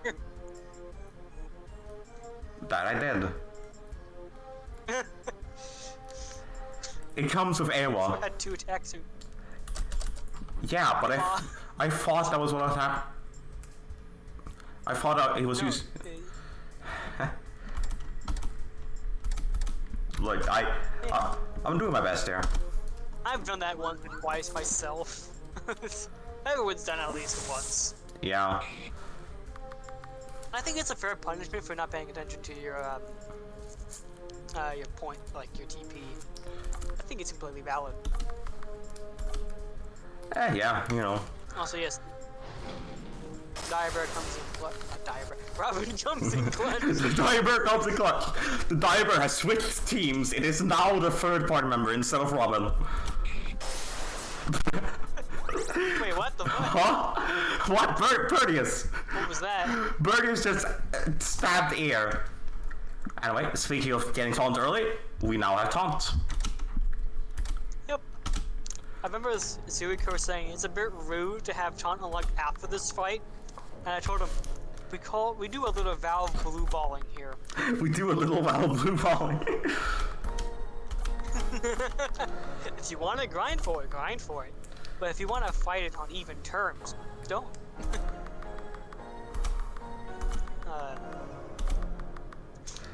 And here, he doesn't have a formal education. There you go. Yeah, it's established. Like, the player thinks. I actually saw Nine Souls say, "Wait, isn't he a noble though?" And only for his answer to be answered 5 seconds later with the back crystal. Yeah. It's like, oh, his parents died when he was 9. He's been on for 10 years. Oh. Speaking of which, here's the backstory crystal. I'm gonna make more blue crystals spawn throughout the game. Yeah. Especially for like chapter 1 and 2. It's just so the party interacts with each other more to simplify their teamwork and bonds. Like, it reminds me of like what some other RPGs do. Like, I mean, especially like... Octopath? Octopath, yeah. Xenoblade comes to mind. Oh yeah, the Heart to Hearts. Yeah, the crystals are basically our version of like the Heart Hearts. The blue ones at least. The green one is teleporting. Yeah. The blue one is only going to be used for Heart to Hearts, while all the other colors, everything else. Also, as you saw, the blue crystal's here too. Yep. If you've never seen that crystal before, that's because you did it next to the diagram fight. It is the same event. Yep, it's the same event. But there's another detail with that as well, is that you can do it with Mortis, and he actually will be there, but he won't say anything. So you know what? I'm not gonna touch the backstory crystal until I get Mortis. Oh, to show that off? Yeah. Oh, he almost did it. Almost. Oh. Oh. You did save, so. Oh, whoa. That's choppy. Oh. That's choppy. Why are you loading so slowly? What? Ah, fresh air. Now, what was that? We've had some problems with the maps being a bit too big. Look, I put a lot of effort into this world map. I'm proud of it. Yeah, and then I had to cut it down a lot. We found a solution though. Yeah. In the full game. So the map is now going to be grid based, like probably a 12 by 12 grid at most. Yeah. So it's effectively going to consist of multiple maps. Yeah. Because recently we just had one giant parallax that crashed the game. Didn't load. That straight up crashed the game. So. Oh, I just went back into the forest. Can you find the items on this part of the map?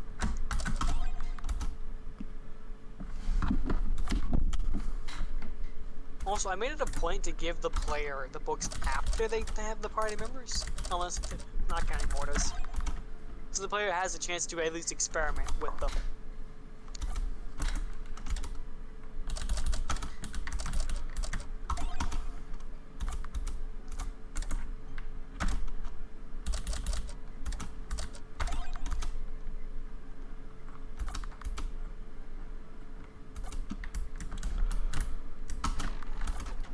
That's one of them.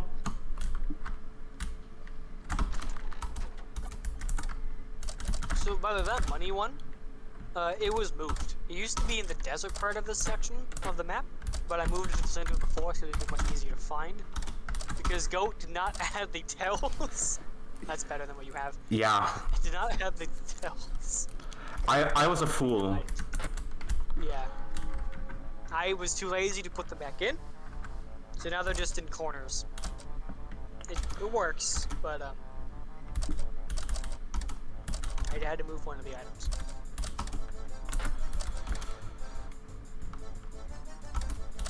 Fuck it.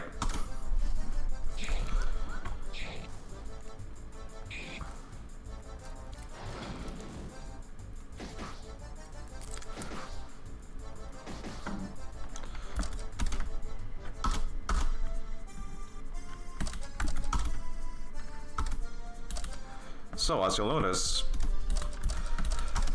the characters have different... Yeah, they have different attack animations. That too, but... I mean, Robin doesn't have any specials. Yeah, so that is a detail. All characters have their own unique, they all have their own unique classes. If you open up the menu, you can see that their classes are underneath their name. Noble, Sailor, Runaway Sorcerer. That is just the description of who they are currently. Yeah. Which will change throughout the game story. However, this also gave me the opportunity to make it so they can't. They're exclusive to what the rule does. Robin can only use magic and support moves by extension. Durf can never use magic. And Birdius, he can use both. He's a noble. Yeah. Mortis can also only use magic. Because, he's too frail to use special moves. In terms of, lore-wise. He's pretty weak lore-wise. Strength-wise. Yeah. idea is take a hit for balance purposes. You know, it does occur to me. How do people learn magic in that setting actually? Usually they're born with it, and they, you know, can pull it out of their body and just cast it out. I was Part of them. I was only expecting you to say pull it out of their ass. No, they don't shit out their magic. But people can influence other people's magic systems by imbuing them with magic. Hence why people can use kitsune magic when they're not kitsunes. And fire kitsunes are very common around the world, which is why you see that. The reason why ghosts can use ice magic and golems can use ice magic. Again, those are the basic four: wind, earth, ice, and fire. Anyone can get. They can even make it through rocks. It's just the kitsune tribes are the easiest way to get it, because they can just talk to one kitsune and you're friends with them. They can just pat you on the back and now you can use magic. But if you find a special rock, you can use magic. That will be coming up probably in the story, or at least use reference in the lore. It's not really relevant to the gameplay or the story, other than Dareth.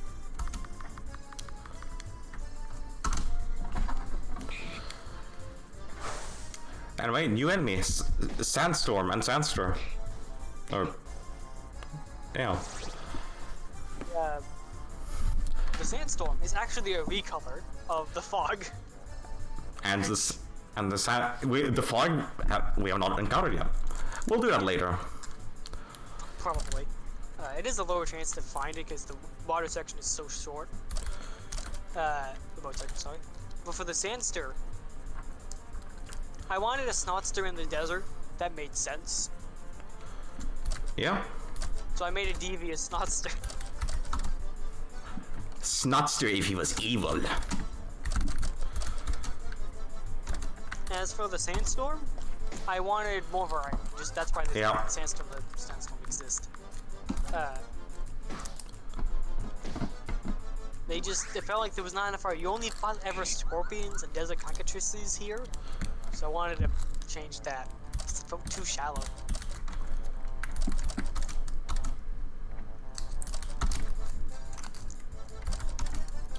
I don't have the TP for Fire Sword.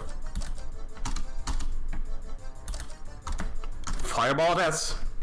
Cowabunga it is. Oh, it's dead. Oh, you're poisoned. Oh no. It's on fire! You missed twice. Oh, you're blind. That would be why. I have 8 antidotes, I can just cure it. I still don't have this. Just fucking kill the bastard.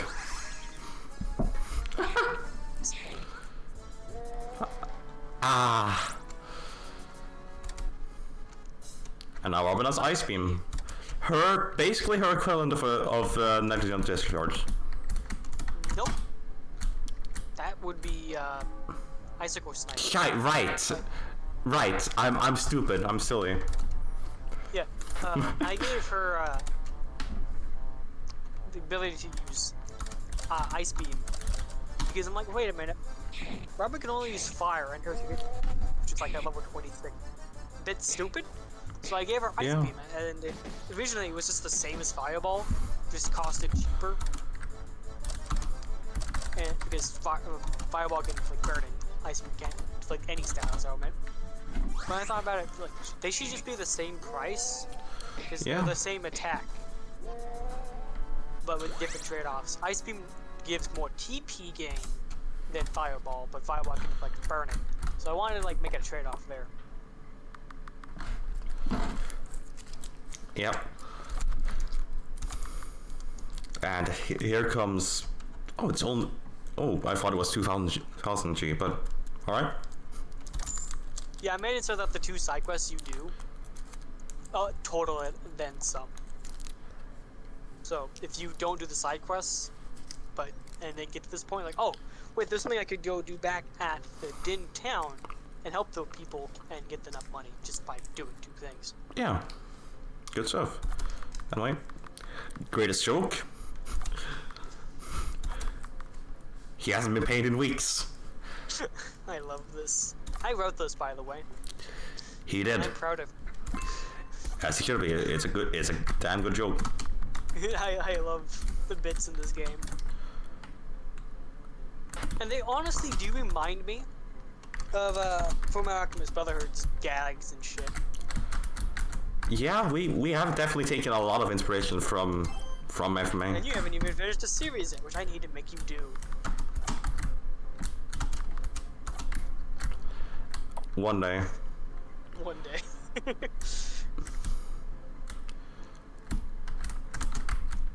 So here is Dustshire. You can explore that before you enter it, by the way. Yep, that was the plan. Mainly because I don't remember where all the items are. I haven't gotten all the items actually. Neither have I. Ever since you got rid of the elves, it's really hard to find them.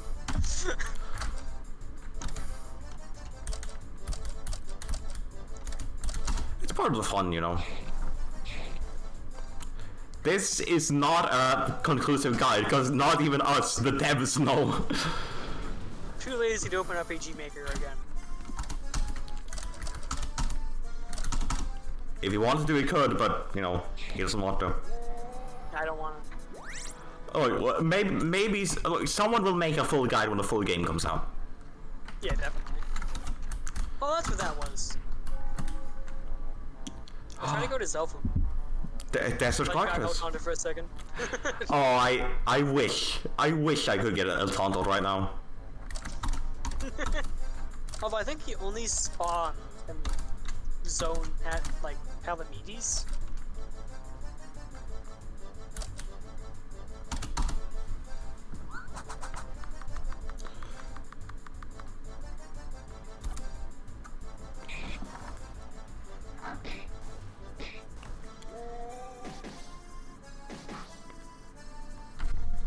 No damage. Screw you.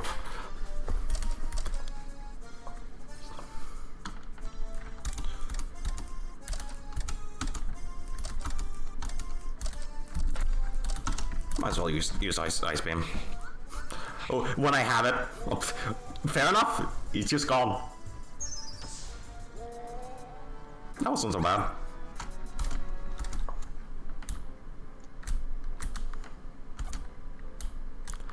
But why? I'm gonna go to the forest. It's too dangerous there. No, it's too peaceful there. It's not dangerous at all. It's too boring. It's no fun. There's nothing there. Nothing there but trees. Even Smashes left there. It's too peaceful. Yeah.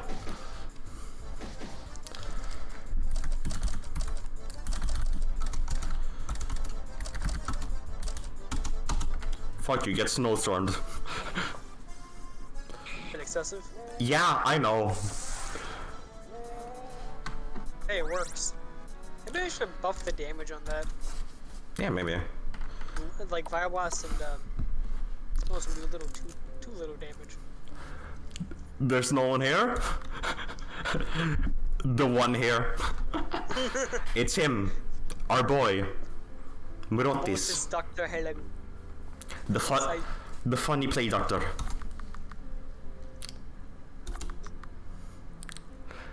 I love that portrait, dude. Although him like angry. Yeah. You should leave the shower now. Wine boom. Yeah, you know, whenever I meet a new person, I always ask them if they're a necromancer. Especially if... He does have skulls on him. Yeah. And he's wearing a long robe and he looks evil. It's understandable. He's got purple and black. I mean, that's not the standard robe, you know this. It's the special robe for special people. Yeah, I mean, it is a special robe, but those are pretty evil colors, you know? Yeah, they are. I mean, they're the color of, like, the corruption from... True. Okay, your immediate thought was royalty, my immediate thought was the corruption from Terraria. You're not the same. We are not I the was same. thinking evil. I was thinking like purple means royalty. I mean, I was focused on the evil, but... Oh no! I'm not saying all royalty is evil. I just thought of royalty when I saw purple. You know, You can see the Trayvon flag right there. yeah, it is purple. And royalty isn't necessarily evil. Yeah, depends on the king. Or queen. Or empress. Or emperor. Or duke. Or duchess. Etc. etc. Or marquis or marquez or fucking count or countess or I don't know, there's a lot. Anyway, speaking of which, someone messed with the Guardian. This is so sad. How am I gonna get my news now? Is that a news site? Yeah, the Guardian. It is? Yeah, I'm serious. I didn't know that. Well, now you do. Oh, it's world news too. Yeah. I don't actually I did remember. not know this. Honestly shocking.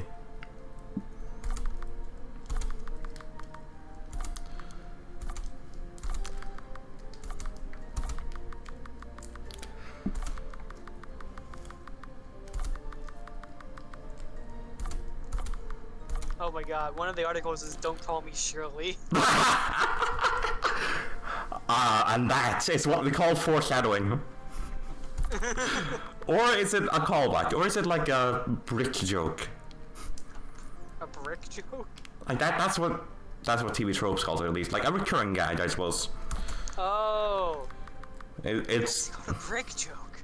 because there was like a story written where like someone threw a brick up and then like in a different story that brick flew by like an airplane. Oh. Wait, it happens in Undertale? When does it happen in Undertale? What?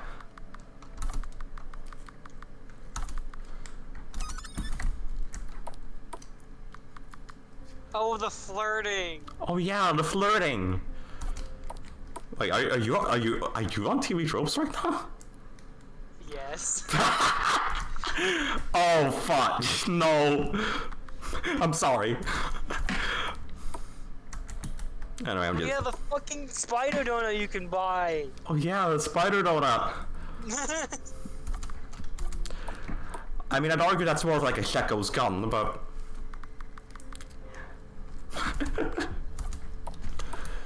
In the meantime, I'm just showing off the dialogue. Yeah, you're just showing him the dialogue. I'm just like, Yeah. oh yeah, there's a lot of brick jokes on Undertale. Like the doorknob in Mother 3. Yeah. Ours is green apples. I don't know if green apples necessarily fits the brick joke mold. They might be more of a reoccurring gag. What would be a brick joke for our game then? I don't know if we have one yet. Is there like? Would it just be Aw Man? No, that's a recurring gag. It.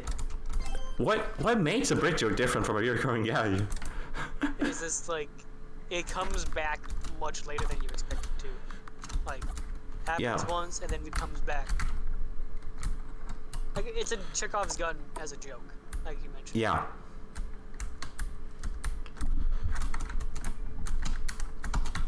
Clueless. Exactly. Scorpion. We're gonna put the original Scorpion on screen. Yep, it's certainly something, isn't it? A thing, I won't lie, but not as bad as the ghost. Whenever I say ghost, just have it pop up. Like whenever we say ghost, the ghost appears. At this point, I'm considering having it show up with like the fucking Kirby Master Deck, the cursor, the Kirby Master Deck music. Oh. He's like, encouraging the player to experiment with Robin's abilities. Yep. Instead of doing what I'm doing and just punching them. Which is why you're supposed to check things.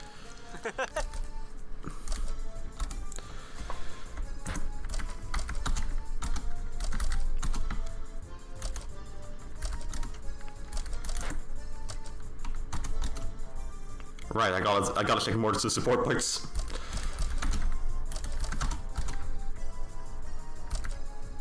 Okay, so when Birdie supports Mortis, he gets Smite. When Dov does it, he gets Thunder Rain Strike twice. When Robin does it, he gets Energetic Veil. There you go. Awesome. When Mortis supports Birdie, he gets Bronze Shield, a skill that no one fucking uses. I don't know why. It's one of the best in the game. When he supports Darv, he gets Lantern of Darkness, which no one uses, even though it's one of the best skills in the game. When he supports Robin, she gets Fire Blast, which for some reason everyone uses. I don't know why. I'm kind of Snowstorm enjoyer myself. I mean, Snowstorm is a lot more prevalent in the demo than Fire Blast. Yeah, I guess fire is just like, yeah. The back burner. It's fire is generally what people use, right? You can't use the N. Makes sense.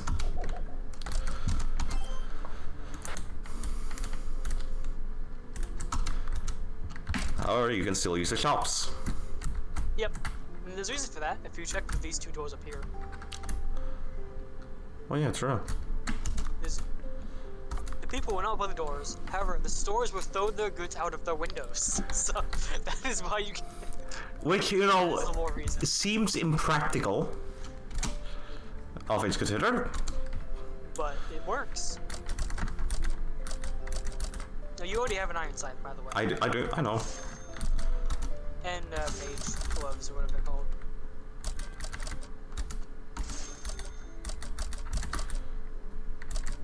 So originally the icon for the leather gloves was actually brown to match Robin's actual gloves. But that was hard to see at like such a small scale, so I just made it red.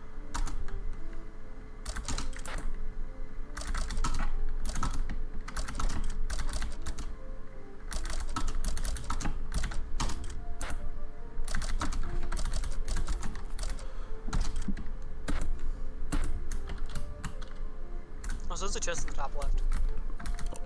Oh, true, there is. Everyone misses this one. And it gives you a bite of confidence, which, you know, that's something you don't want to miss.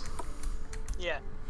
Originally, it was in the inn of the city, but since the player never had a chance to visit it, and when the player was able to visit it, there was no fucking point, because you could just go to the, you know, the guest room in the castle. Yeah. So, I just removed the inn entirely.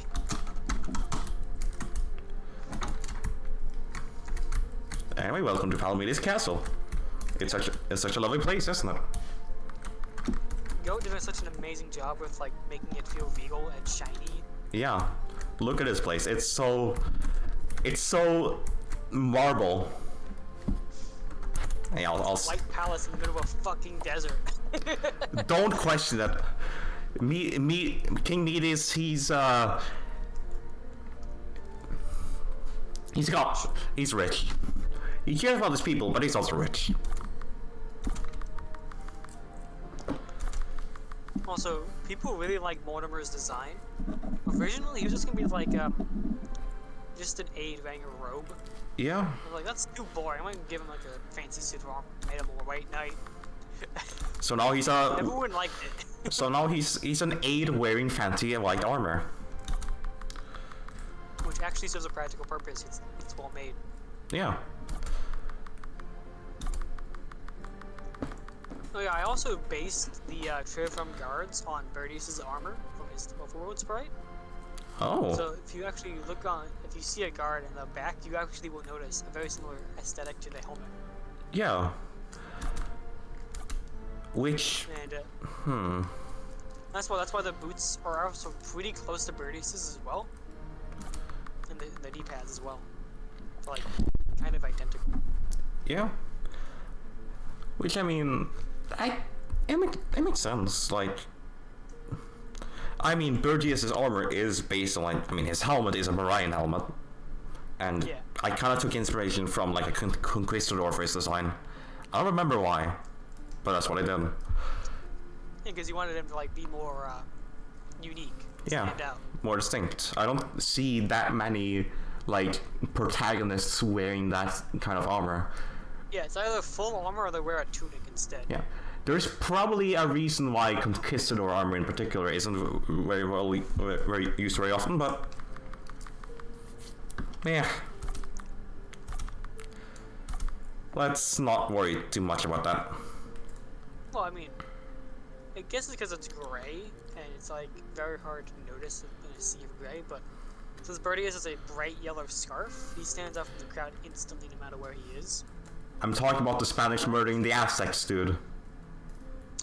Ah, I was thinking of character design. I mean, in terms of character design, that's also true. Which Burgess helps with his brighter people choice. who make like evil factions based on World War II era people. Just want to point that out. That's a lot more common than Conquistadors. Well, those are evil factions, and these are good guys. Good point. I mean, armor is armor. Yeah. It's just a breastplate, so it's like it doesn't really have a evil attachment to it. It's just a breastplate. Yeah. I mean, it's the helmet that's the main thing, you know. For me, at least. Oh yeah, look. See, there's the point. You can see like rivets. Yeah, the same rivets, the same shape. Not like a sail on the top. But They like the sail because it's I feel like it didn't fit the helmet. yeah. But similar designs. So perhaps Burgess got his armor from there. It's implied that he built his armor from random scrap from the description. All right. So it is heavily implied.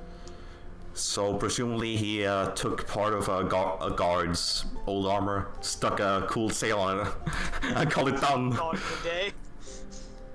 I mean, you can tell in his portrait too. It is very much beat up. Yeah.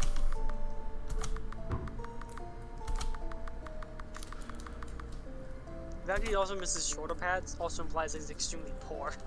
But Darv has one. Dar has one. You can. Shoulder pads are a sign of status. Especially if the World of Warcraft shoulder pads. Yeah. I'm pretty sure that wasn't that what Leroy Jenkins wanted? Maybe. I think because Leroy Jenkins is actually in the game World of Warcraft. I think like as an NPC. As reference to the iconic moment. And I think he wanted some shoulder pads. Yeah. One of the two. One of those two. Important meeting? Nah, granddaughter. He's gonna take care of his granddaughter, spend time with her. Mighty is such a good person. He's such a nice guy. And wait, this is the library. Filled with lore. It is the library. It's not just the library, it's the library. Why did I make it capital? So, there's a lot of lore here. Yep. And I'm... Each pertaining to specific aspects of the game's story or history. Also, originally I had the princess run around in a circle because I thought that was funny. But when I gave her a sprite, I was like, I don't want to give her a walking sprite yet. So I was too lazy. Yep. And then eventually I had to do it anyway because she kept phasing out of existence for a cutscene. So she now has a full sprite sheet. Anyway, this is the Midas' room. This And also the library here that you can check for Kapir's backstory is not highlighted. Yeah, it's hidden. Hidden. Oh no. Well, Fix it for the full game. it's a simple fix. Are we not gonna read the lore? I'm debating whether or not I should. Yeah, it is long, and the player. If you're interested in the lore, go play the demo yourself. Yep. I've shown you where the lore is. So now it's up to you to read it.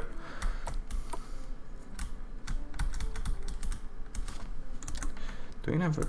Yeah, I do actually have a reason to eat the rest. I mean, it has a funny little cutscene. True. And I gotta show the cutscene off.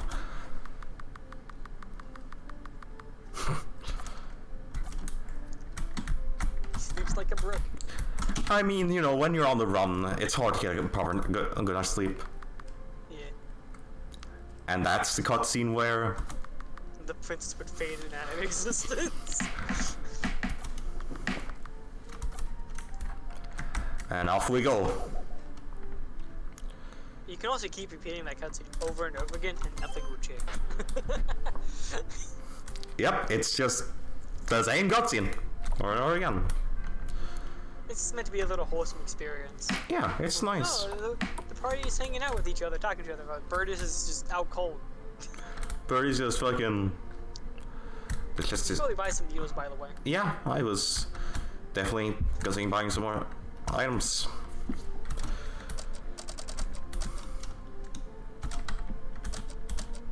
So I decided to be a silly game designer and put needles in this store as a hint to where you're gonna get paralysis. You're gonna become stunned a few times. That's why that's here. Alright, because of an up-and-coming fight that is actually pretty challenging compared to like most fights. Yeah.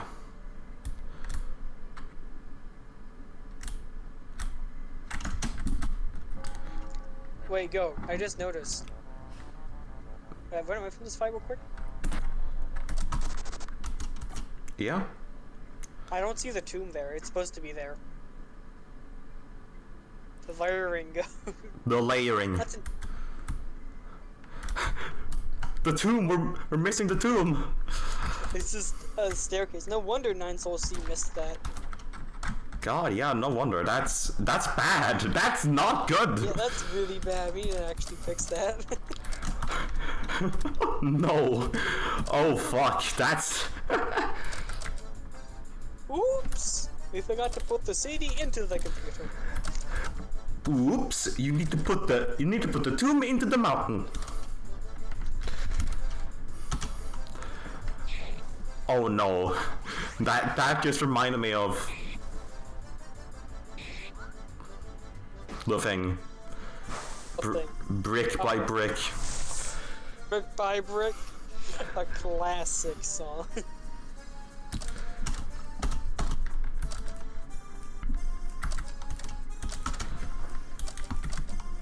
Girl, I'm gonna fucking kill you.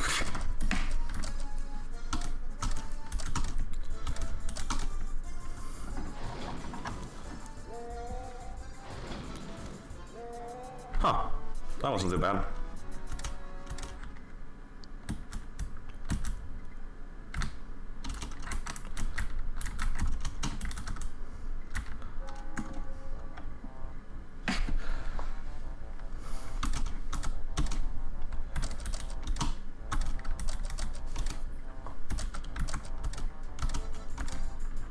You know, comparing the old UI to the modern UI is such a weird experience. Everything is so different.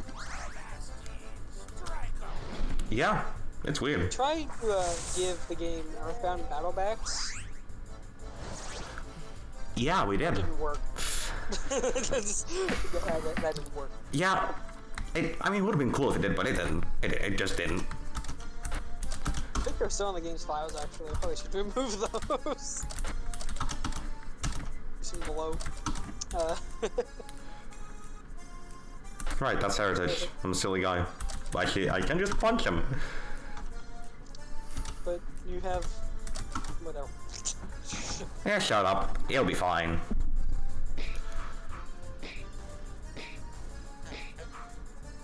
See?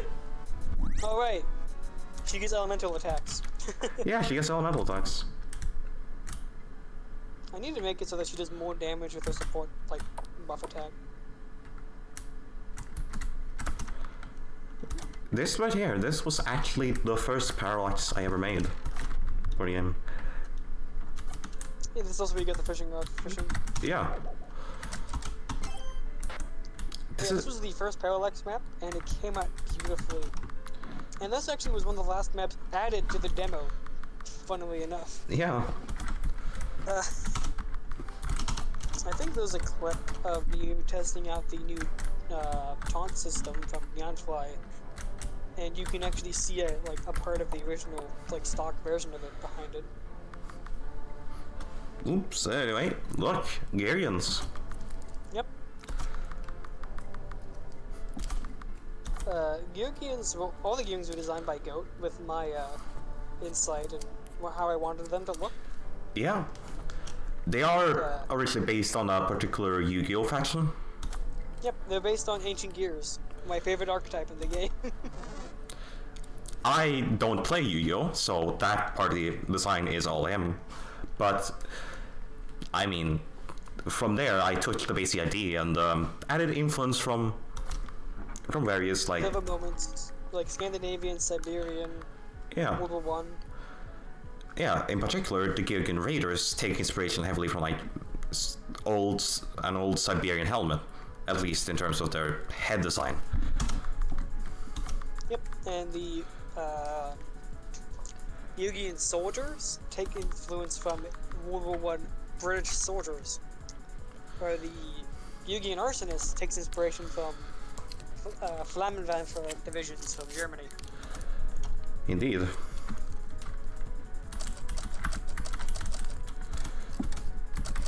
Given that the arsonists have a German wheel flamethrower and pickle puppet.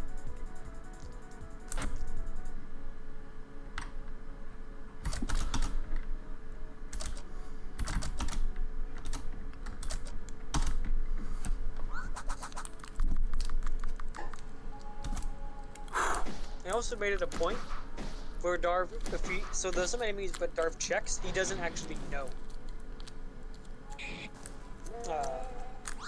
Make them fear us. So for the Gyugi, whenever you trick a Gyugi with Darv, he can only give rough estimates.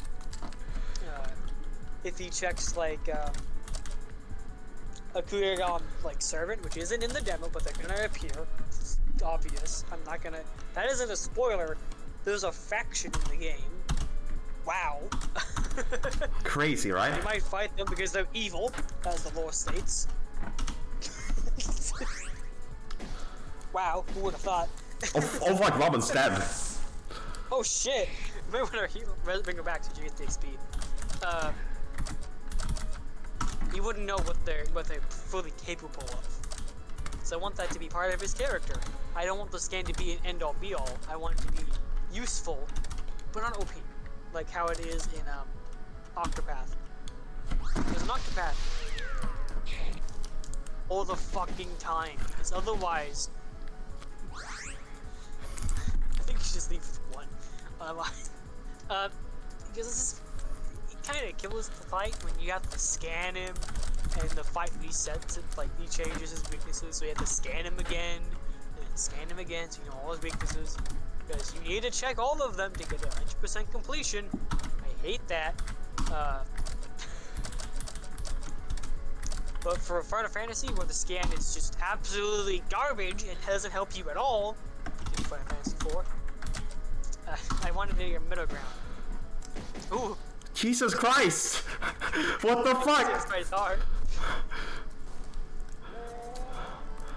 Georgians, good lord! I mean, you're supposed to fight them at level 20 or 15. Yeah, I'm under level for this.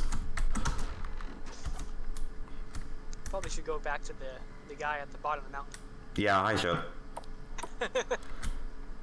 Good lord. Every time, the only good scan that I feel like is balanced but required is Kingdom Hearts' scan, because holy shit, if you're gonna play Kingdom Hearts without scan, what the fuck are you doing? That sounds like something I would do, even though I'm using the scan here.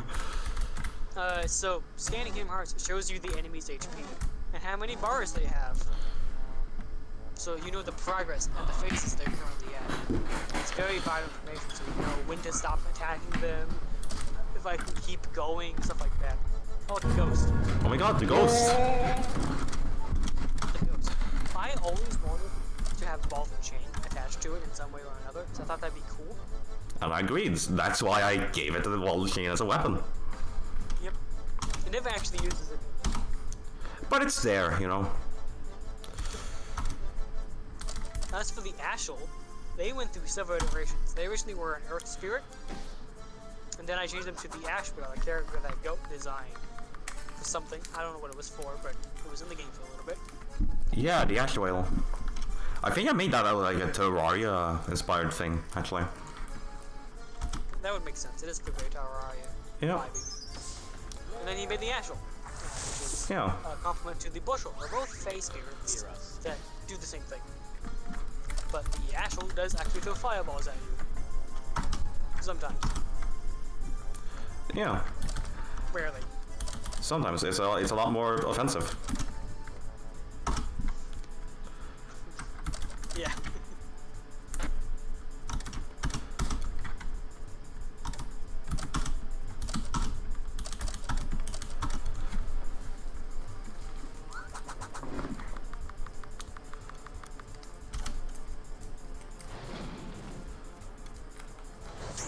Protective shield!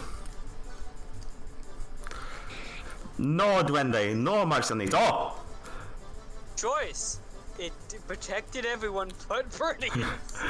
It works! Works. Just, fuck. Yikes. Right. The ghost is a priority target. I can see why.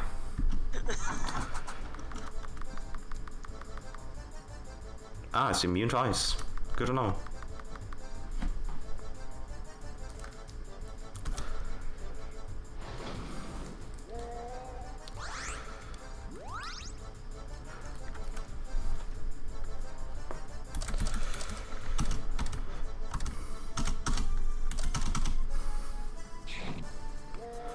Okay.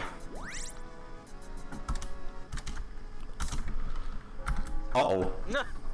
You should probably just run at this point. Oh, never mind, they're bats. Yeah, I gotta scan them first. Weak to fire. When in darkness, weak to firelight.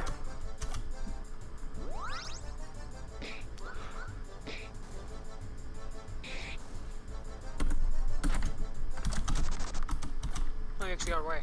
Oh. Bad idea. Uh-oh. You actually got away? What the fuck?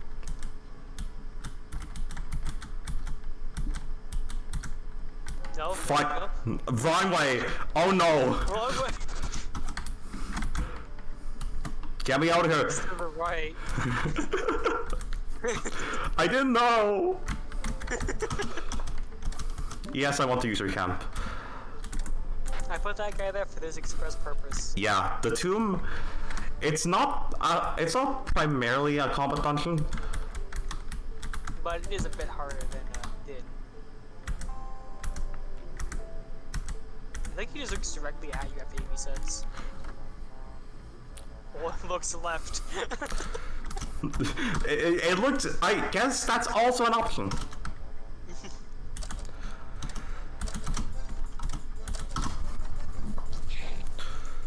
Oh yeah, there's one detail that was changed. Holy shit. Goddamn, Rob, Jesus. What was I saying? Oh yeah. Originally there were a lot more Gyugians here. Yeah. And there actually was a special encounter called Stand Power Ghost, and it was a Gyugian raider with a ghost behind it. So I thought that was funny. But it doesn't appear anywhere in the demo because it was too imbalanced. Yeah. What do you think? Wait, was it too hard? No. It made the game too easy. Because Gyugians give so much more XP compared to every other enemy, and they were way weaker in those old versions. They were way slower. I buffed their speed, which is why they're way more deadly. And their attack as well, I think. Which is why they also reappear later on. So they're actually, a threat. Yeah. That first Geary encounter is pretty much just like a mini boss, basically. Yeah, this is the mini boss. And if you, as you saw with Goat, if you throw a fireball and attack with Darv at the same time with the same Gyugian, it's dead on the spot. Yeah. Do that 3 times, you're good. It's not that bad. And also, Robin is immune to paralysis. So, yes, she does counter those Gyugians pretty easily. Yep. And eventually you get Twin Fireball, which makes it even easier to kill a Razor. That's true. Do you want to say something, Goat? Since you're still here? This fire is made by Boot. Yeah, I made that. That's why it looks like shit. Yep. This, on the other hand, Yeah, that was my goat. Yeah, this is made by me. I think you can tell. Why do you have to rub it in like that, man? Lamau. So this is one of the funny puzzles. Yeah, which is kind of the theme of this entire dungeon. Yep. Oh hey. Funny. Oh my god. Drank, gambled, and died from a poisonous fish, just as he planned. Rest in peace. I'm 07. 95% sure that was a joke from Okage. Probably. It's 5. Okay. Does it go from the right or from the left? How do you read? You put in 5 million. That's what I was asking!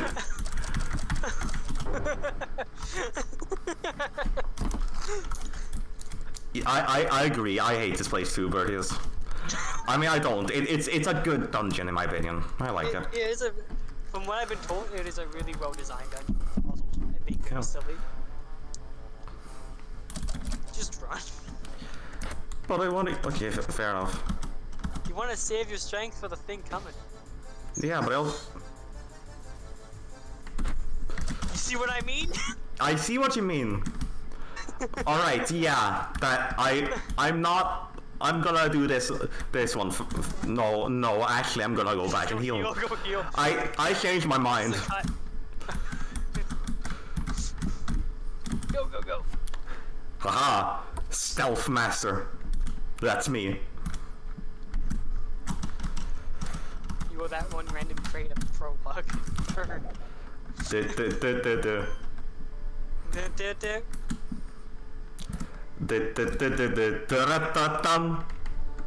Okay. Not a stealth master anymore. No. What? You walked into him again. Oh. So these zombies, by the way, which we have not mentioned, were designed by Goat entirely. True. And they're actually a really fun idea of them just swinging a coffin around as their main attack. Or at the very least a coffin lid. I want to I like think my. it's funny if they throw the entire coffin at you.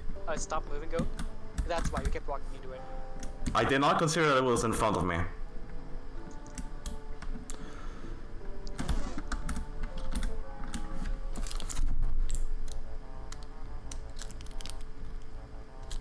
I can take it.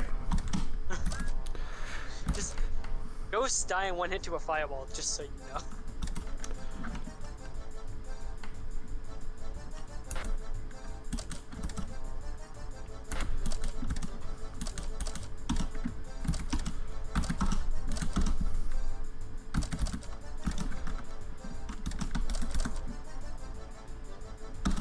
I like it. Also, for the players wondering why does Mortis have way more MP than Robin, and Mortis is the healer and Robin's the offense. Make them fear us. If you support Robin with Darv, your point is invalidated. Yeah. All right.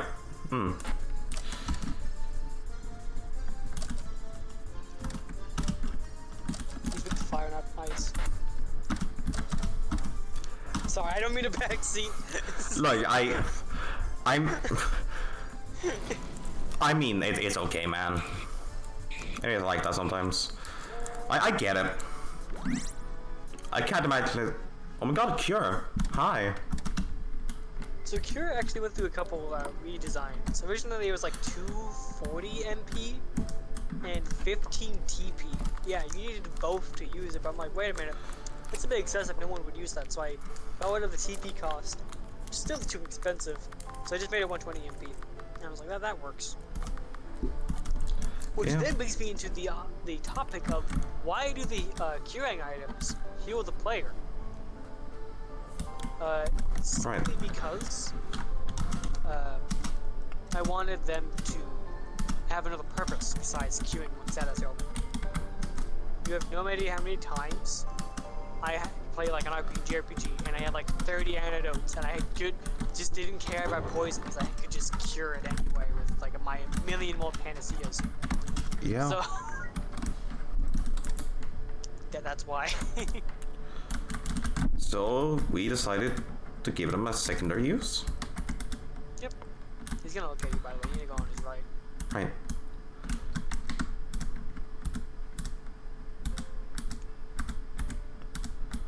Haha!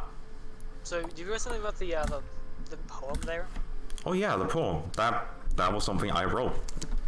As a bit of a gag, since I mean the puzzle is so easy. So the puzzle is easy once you know solution. It's literally statues, and that's what that poem is trying to say. It's The final line says it. Like all the rest is fluff. The final like part of it is what you're supposed to realize. Oh, you swap the statues because you're swapping the perspectives with one another. So that's the main. Wow! Oh. Sorry, to the statue. Fair enough. So yeah, that's the main. So yeah, that's the main point. The challenge is parsing the poem and figuring out what line is actually important. I mean, I'm actually quite proud of the poem as a whole. Yeah, it's really well written. So I drew the angel, and I came out really well. So Yeah. there's one thing as well. Every single one of the signs has updates every time you check it. So if you check the sign again, oh, it doesn't get removed. Not for that one. So that one is supposed to update with the text removed after you check it twice. I guess I fucked up that check. Yeah, I guess so. Anyway, let's open this completely conspicuous chest.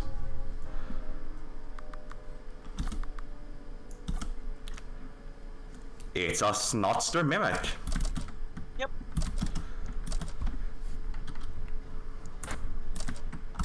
So this song only plays for Snotster bosses.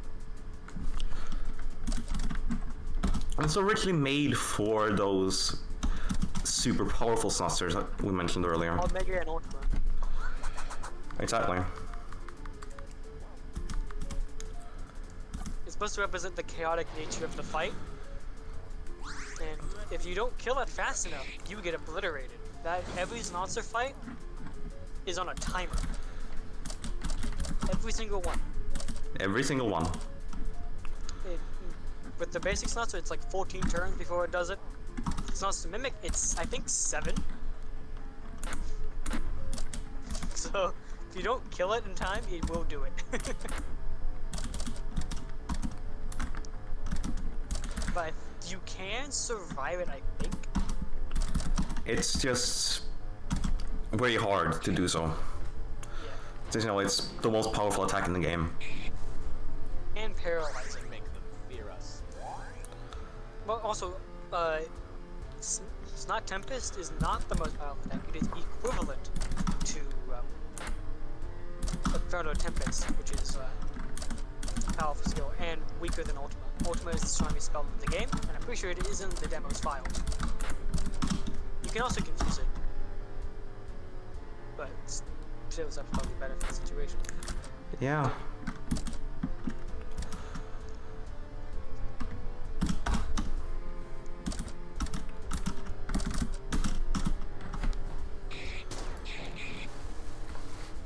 Ooh.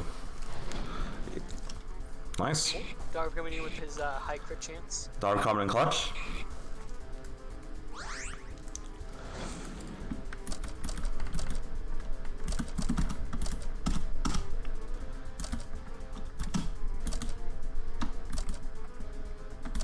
You wouldn't need to do dual attack if you, Yeah. because you already do 2 attacks, remember? You won't have enough TP. It's 23. 40 plus 23 is 63. Oh, right. Right, that's what. Right, yeah, of course. Yeah, I gotta make sure the math dots the math. No, I can't do that. I'm just gonna fucking. Yeah. I added cooldowns to everything as well to prevent the play from spamming, because that was one thing Undertale 2 had, was you could just spam every single buddy attack all the time. was actually kind of ridiculous how fast you could kill bosses. Yeah. I killed the final boss of that game in like 5 turns because of it, because you could just stack like a million buffs onto one character. And their buddy attack is ridiculous. I'll just say that. Oh, it's gone. Nice. Yes. So as you saw, that it drops a Phoenix Breath. So originally, in the original version of the dungeon, and I mean the original, it was like a randomly generated version. RPG Maker has that. Oh, yeah. I gave the player an Omega Ether, a Phoenix Breath, and another Ether, something like that, guaranteed throughout the dungeon. So with the redesign of the whole entire thing, I gave it the what's it called? I gave it the Snus to Mimic because, you know, funny little boss fight gives you funny little item that goes you full. Yeah. Not using full, resurrects your party. If you look at the layout of the dungeon, it is actually, like, it actually has some remnants from that original design. Yeah, specifically the bottom half when you enter. Yeah. Everything else beyond it is designed with thought in mind. And originally, after the initial redesign, it was supposed to be like the sewer dungeon from Okage Shadow King with its you changed paths with gears. But that was removed because it was too complicated for us. What? What? Huh? Okay, so I guess you don't update The music after the fight. But when you enter a fight, it's supposed to update the music. Yeah, I that forgot to do that for that specific enemy. maybe. Because I know for a fact if you fight the golem now, he will change the music to heatsink. That's so weird. That is very weird. Whack, if you will. Yeah, I can probably take the Guardian. Nah, what am I kidding? It's the Golem. We all know this.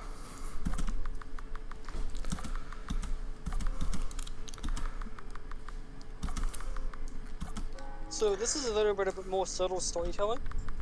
The reason why the Guardian was so pissed off, it got its cheeks clapped by this thing. Yep. Because it does only ice damage and it resists fire. You know, kind of hard counters the whole Guardian shtick. Yeah. Just pissed it off.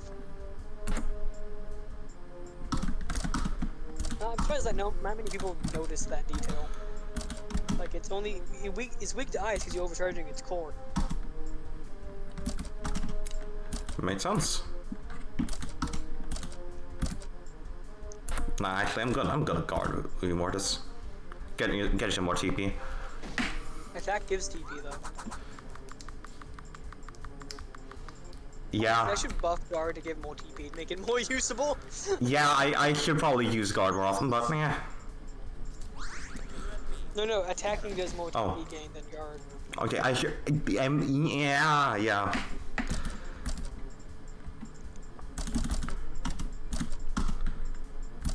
You probably kill the Ashles. I'm just saying. I think I have a snowstorm lined up, right? Or yeah. Oh yeah, you do. Wait, she's missing 1 TP. You gotta give her one more turn. Or See the problem? right.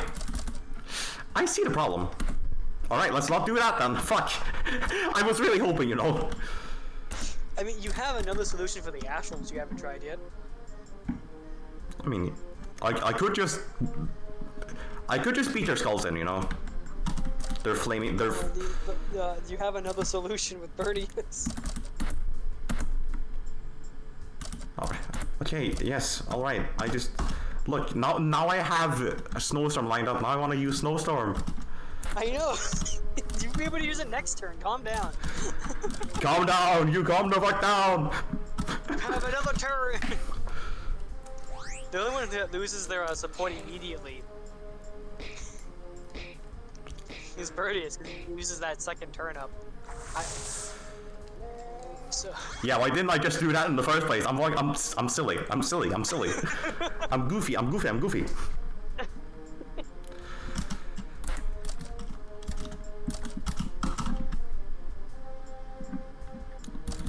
So originally the golem, by the way, is also a statue.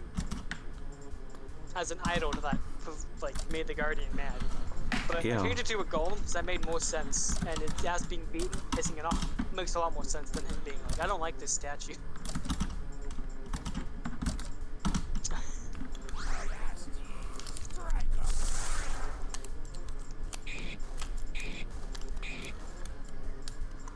Make them fear us. Right? Yes, it comes with AWOL. AWOL.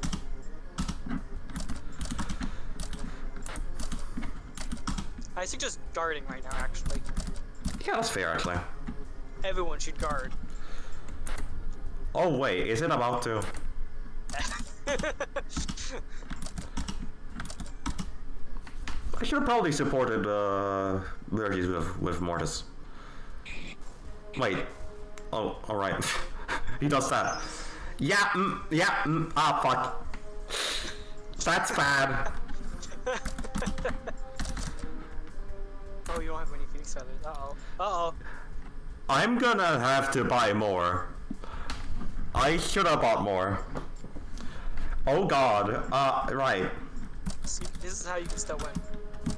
He only has 7,000 health, right? Just get rid of his MP and you'll be fine. Yeah, I don't think it's resistant to like most static instructors can also give, so this would give you plenty of time if you used it.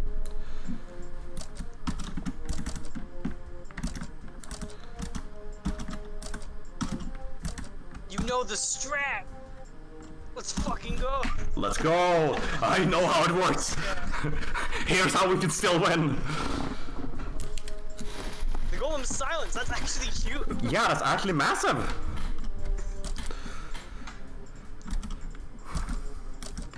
I'm not sure I should taunt with Birdius, but I'm gonna taunt with Birdius. If you just keep healing Birdius, you'll be completely set for the rest of the fight. I don't think he can do much to you. Ah, fuck, I still... Oh, man.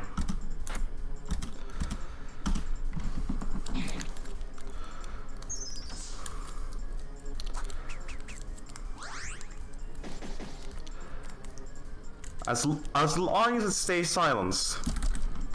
It should last for a couple more turns. Which means it would skip his automatic use. Hopefully. Which actually helps a lot. Yeah, gives you plenty of time.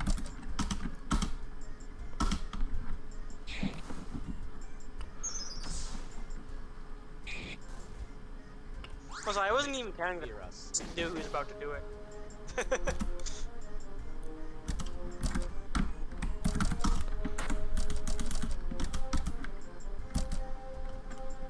So, by the way, the golem was designed by me. I created the golem. So, everyone know? Goat just shaded it. Yeah, I just made his already neat design better. Yep. And I was the one who made his overworld sprite the way it is. And that's why it looks slick. Didn't work. Didn't work. I mean, he does. Dark does say what he's resistant to, so you probably should check that next time. It's a lot. I forgot. I'll have to keep remembering. Yeah, it's completely valid. You're valid. You might want to guard. Yeah, honestly. No, I'm gonna do it this turn. I've not been counting. If there was like a turn counter plugin, I would definitely include that. Yeah. Right, he resists thunder, paralysis, burning, poison, confusing, and sleep. Okay, so silence is the main thing he doesn't. Okay, I see. I feel like I should upplay the rate of the status effects to make my darkness more viable. Because right now it's like a 30% chance to not resist to anything, but like resistant weapon goes down like by 10%.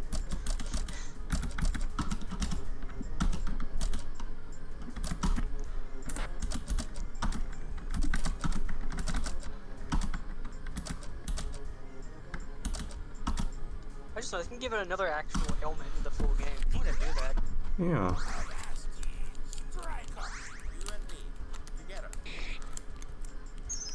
Oh, it just... Haha, 0.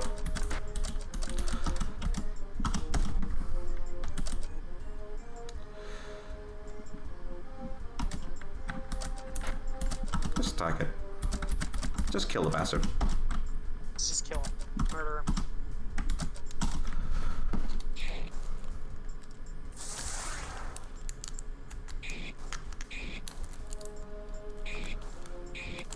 Yes! Yeah! We win these! Oh man. He didn't support Darby to get double money. This is so sad. I'm a fool. You wanna buy so many levels? Yeah, I know what I'm doing.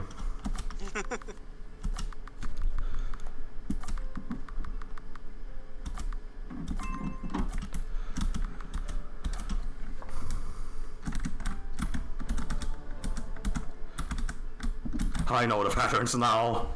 You know the patterns. I'll fucking learn. I suggest buying items before you fight the Oh crew. yeah, no, I'm gonna buy items. Good lord.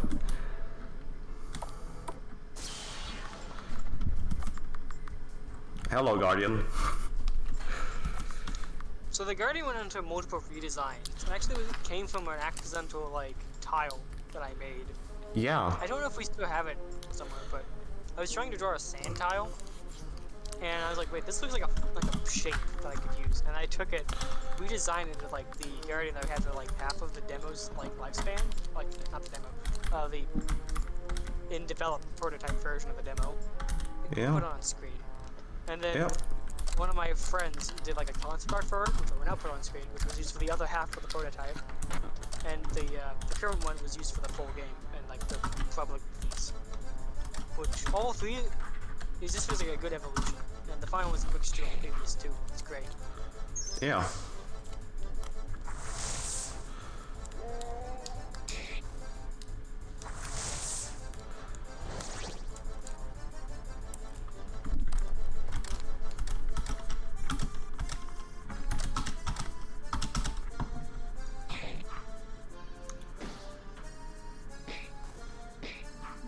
Yeah. Yeah. Oh yeah, they say something to evade, by the way. I've noticed. You don't need to tell me. I forget about that detail.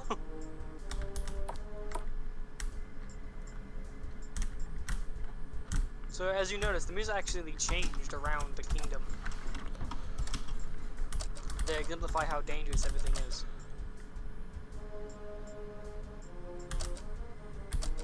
How many Phoenix feathers do you think I'll need? I don't think you're gonna die often since I'm here, but I think you need 4. Alright. And the rest I'll put into... Potions, I would say. Yeah. I also nerfed mega potions like 3 times or something like that. Well, I don't... Well, I might... Well, fuck it, I'm going all into mega potions. Since I didn't have the money for a Delta Potion. I don't really need a Delta Potion anyway.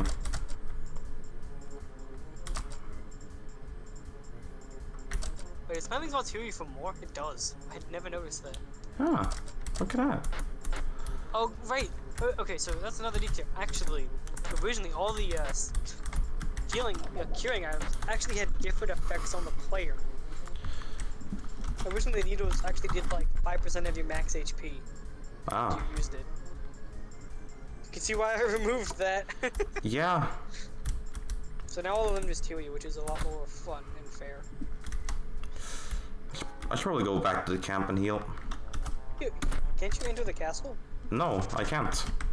Oh, you can. That's right. If I could, I would.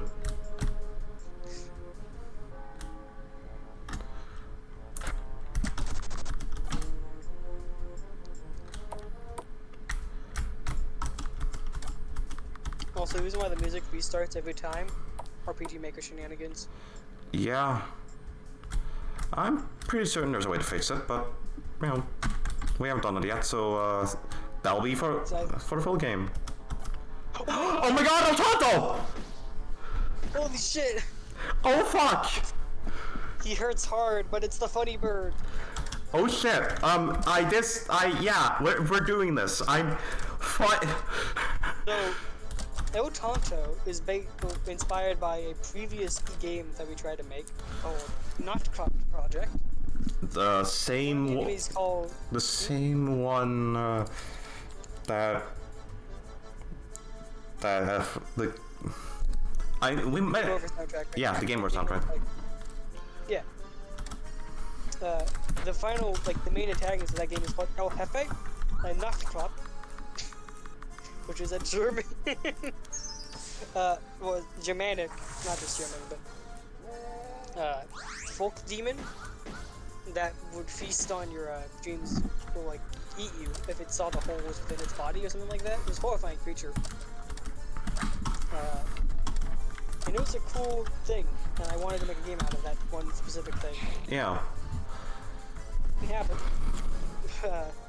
Isn't there like another bird character? Yeah. Something?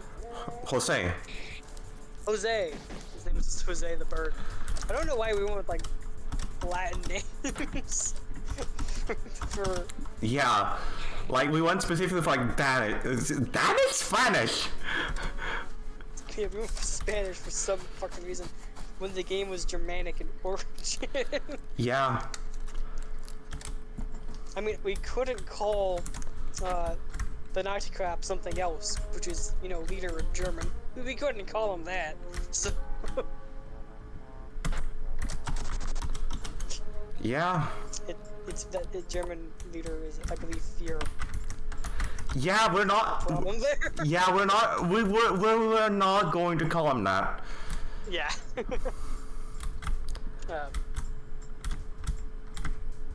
So we just called him El Jefe because that was funny, and there was like a reason for that in the story of him. Like he was summoned by the main character's dad because he needed.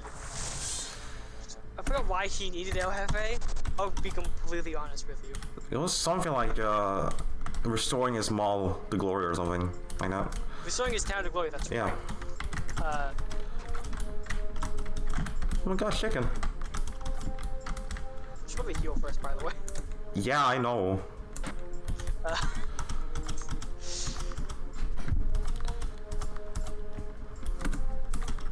What was I thinking? Oh yeah. And he would blind you, and then if you didn't, you know, I forgot how. It was a very elaborate story now that I think about it. Yeah. We actually worked more on it, but we just lost. You didn't save. Oh fuck! I didn't save. God, imagine. That would have been pain. We've lost the old Honto encounter. I would have lost the trophy. Yeah.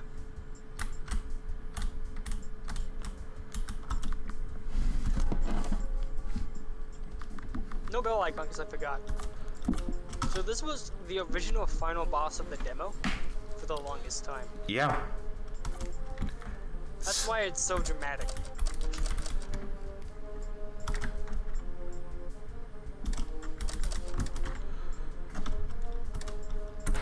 Ooh, I almost attacked instead of fucking analyzing. Ooh, I was almost silly. And I do love how Goat took the final interpretation of the Guardian. I mean, like, go together, yeah, like this. It is like the fire effect itself. That's Yeah. what the Guardian actually is. It's a spirit, and it possesses objects to make a body. In the previous version, which was already on screen earlier, we had more of an insectoid feel to it, which I'm pretty sure is actually in the game's files. I can actually check that right now.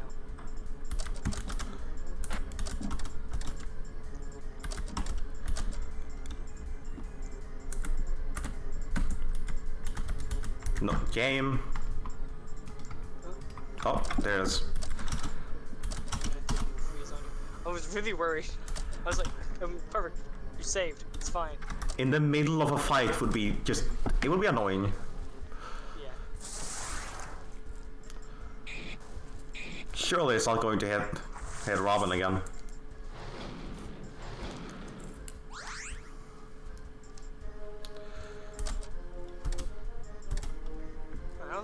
I don't think I see the Guardian in the game's files. Wait, what? Where's the Guardian? Am I blind? It should be in here.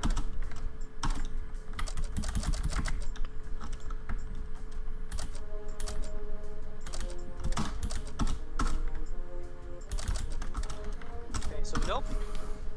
That's surprising, actually.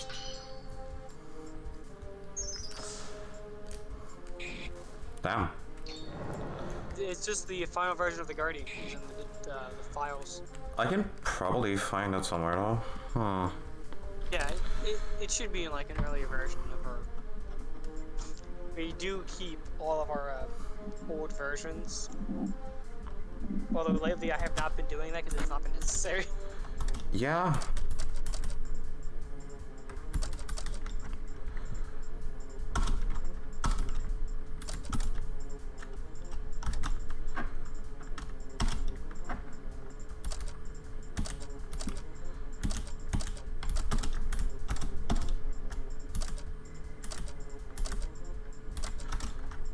Right.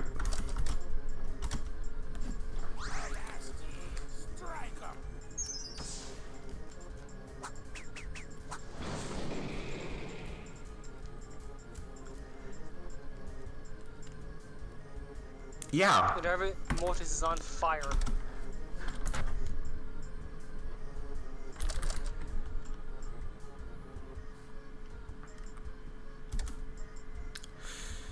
And 11. yeah, it'll be fine.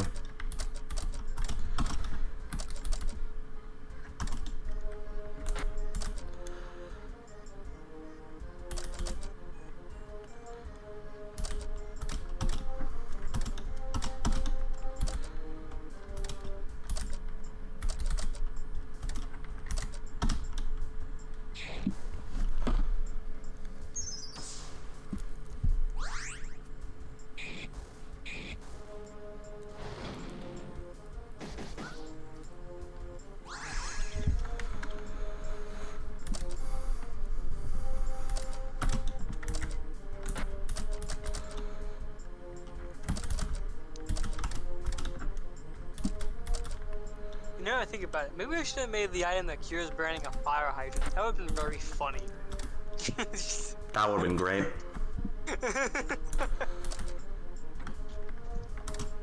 But no, it's just a wet blanket. Which El Tonto can actually drop. I got one actually. Huh. That's not a TP. No.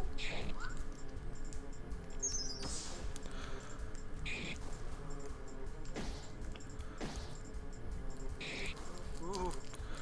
You're playing with fire. Come on, I know what I'm doing. Maybe.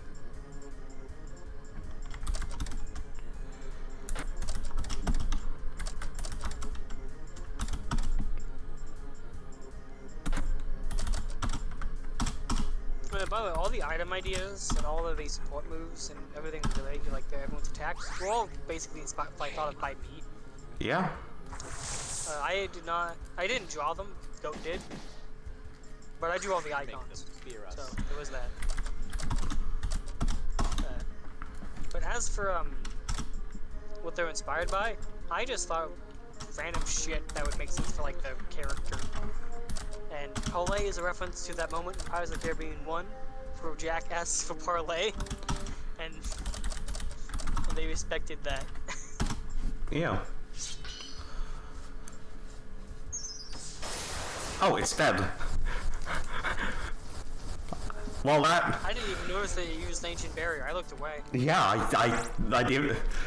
Sure, that works. Oh my god, Acid Jar! Acid Jar, my beloved. Yeah. Fuck this shit, I'm out. Yeah, and now it flees because it's Guy's ass whooped again. yeah. Which, you know, I think you make it more mad, but no, it's just like, damn, I gotta rethink my life. Like Gandhi did in Clone High. yeah.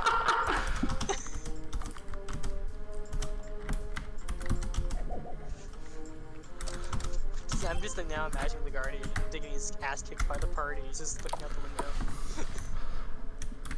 Why are we still here? Just to suffer.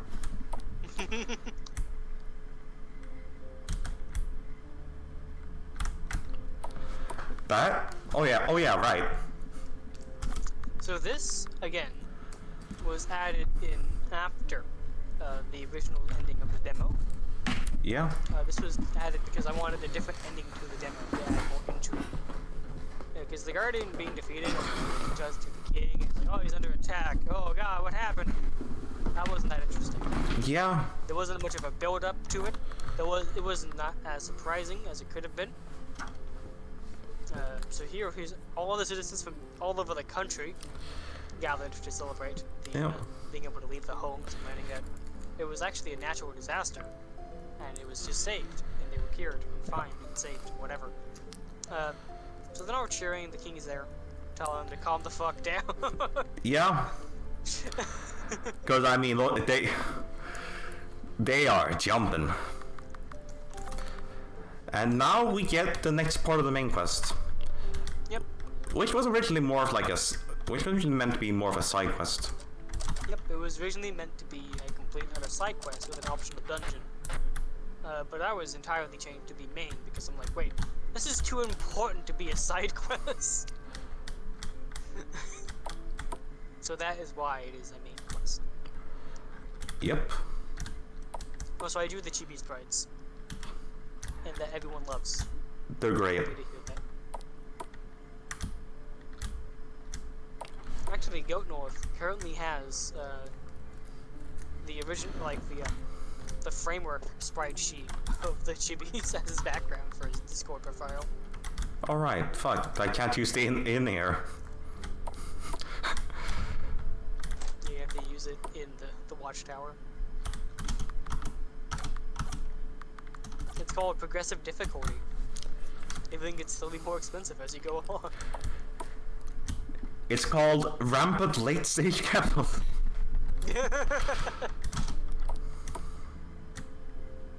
This was added in actually pretty late.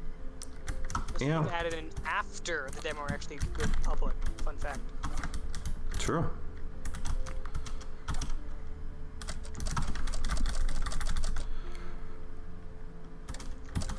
I suggest using all of your money.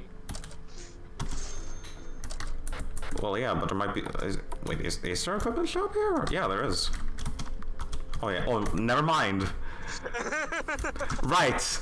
That's right. That's why.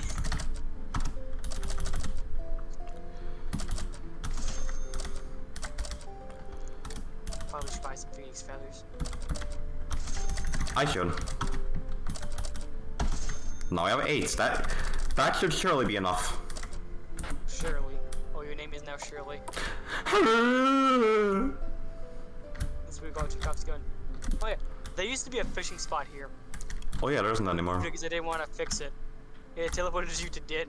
Oh yeah, right. It's that one. Yeah. Because there's also a fishing spot in Din. And how they work is that they teleport the player around in order for that the shifts to happen. You talk with her wife first. I know. Oh yeah, right. Speaking of which, yeah, this is a lesbian couple. Yeah. They weren't originally meant to be. One of them was originally a man. I remember what they were. Yeah. So. Well, they were both women. Yeah. And well, I am not one to be against LGBTQ plus representation, so I decided to roll with it. Yeah, it's funny. So yeah, they're One is girls. definitely going to outlive the other, and it's going to be really sad. Aw, yeah.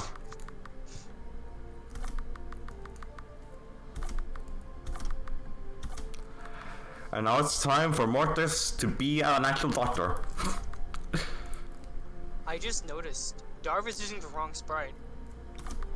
Oh my god, he has a he has a shadow. So I need to change that for the full game apparently. So there was a point where I wanted to give every character a shadow. Birdius was too tall, so I had to remove all the shadows from everyone. Yeah. And that is why. I am not joking. That is why. There was a plugin that gives people shadows, but I haven't added it yet, which I will eventually. Anyway, before I go to sell him, I do have one thing I need. Fight. Fishing? Two things actually. You know what? I said I was gonna wait with the. Oh right, you're gonna do the thing. You did the thing. I guess it matters if you didn't do. Yeah, that's. Look, there he is. Yep, he appears during this conversation. But he's just cut up by the text. Yeah. So he can't really see him. He doesn't add anything to this, so it doesn't really matter, but it is pretty funny that you can have mortars here. Yeah, I did pay attention to that one detail. That is one detail.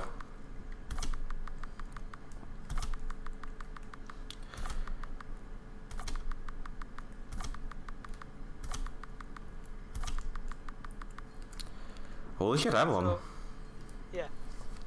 So, the first mate isn't Evelyn, by the way. I don't think we mentioned that once yet. She did not have a name for the longest fucking time. Yeah. For a long time, she was just the first mate. Yeah, I could not think of what name to give her. Why is that going to appear in the middle? Man, the fishing spot is... The fishing spot here...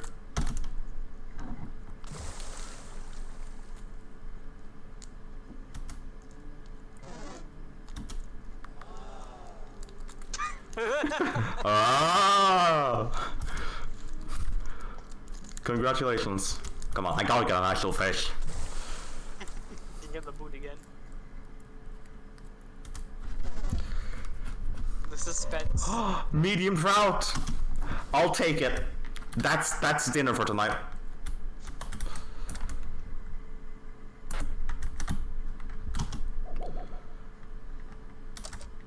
Oh boy, I'm full on files. Now to yeah.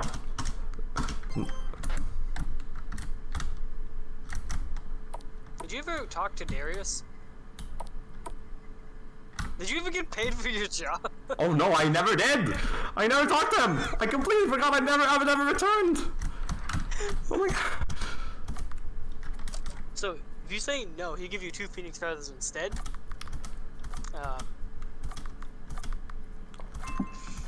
Which, it's pretty good.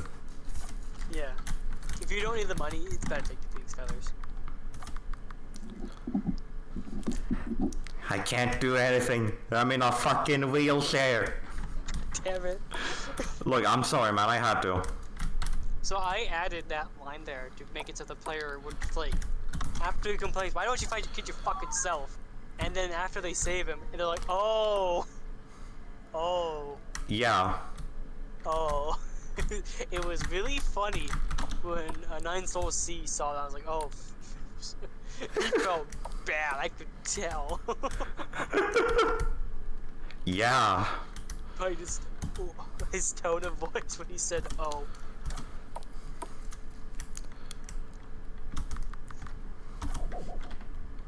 Also, I added 2 checks here to tell you, buy stuff, moron. It is quite important. Because you won't be able to buy shit for like a while.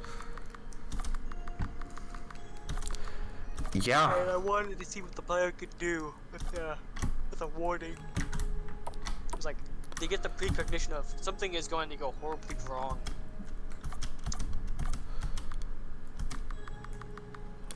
And they're like, oh, this is fine, nothing is gonna happen, it's a peaceful forest. Yeah, look, It's Selpham. It's Selpham Forest. It's so peaceful and nice. Yeah, nothing ever happens in Selpham. Nothing ever happens to Selpham. Happens to Selpham.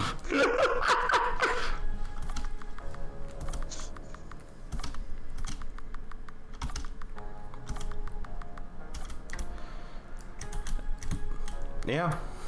Also, that is canonical. It does actually help his magic. If you look at his equipment, it does change his magic stat.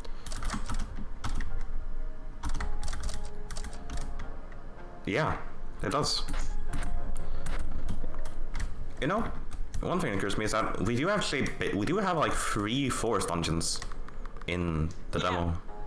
There is 3, but they're all so radically different from each other, so I think it's usually fine. Yeah. One's a pirate outpost, very piratey feeling with all the crates and junk around, and also a ruin. Well, Din Forest is a more classic forest. Also, this bit was entirely written by me. Yeah. Well, no, Go did the stupid dating joke. I added the face. Yeah, he added the face. And what was out for me is just reference to Mother 3. For reasons that become very apparent as soon as you yeah. Also, Return of Hole. Hole. What a hole. Hole speedrun. Hole speed. What did I say hole at least once? Hole speed on 90%. And here's this lovely cave. Yep. And the lovely flower. The magical residue. I love magical residue. So, I changed the outcome of this. As you notice, the flower head is actually gone. And I added the to make it, a little funny gag. Welcome to Southern Forest, the dungeon. Yep. Whole speed on go. True. I got whole speed on. Aww. Hole. I'll miss you, Hole. Good luck out there. So I made the fire sprite. That's why it looks like absolute shit. I mean, it works. It's hard to notice since everything's orange. Yeah. It's fine. So yeah, if someone didn't know, Geargians. Geargians. They're burning down this forest. And you will never know until the full game releases. Oh, you can get the money, by the way. You are committed to the bit. I respect it. Hell yeah. Don't. You should heal. I should. Ooh, I should heal. You would have died if you went back without healing. By the way, you can get a game over from the fire.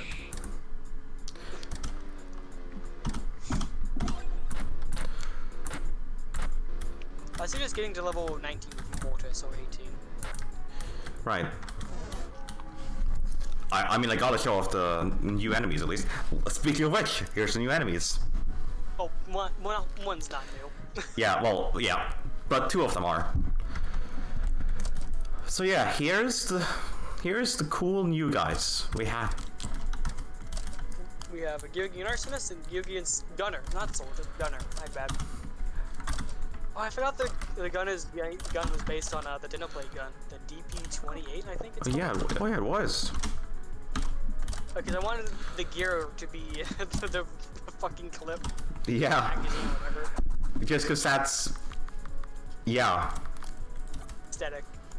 That's just the Geargian aesthetic. Also, you look Archer.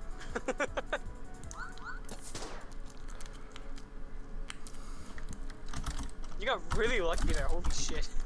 I did.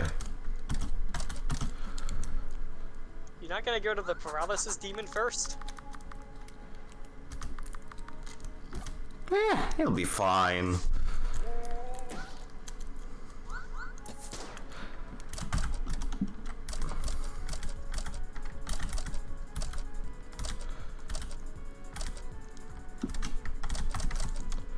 Wake the fuck up. I should probably heal, Everyone. Yeah, everyone is probably smart.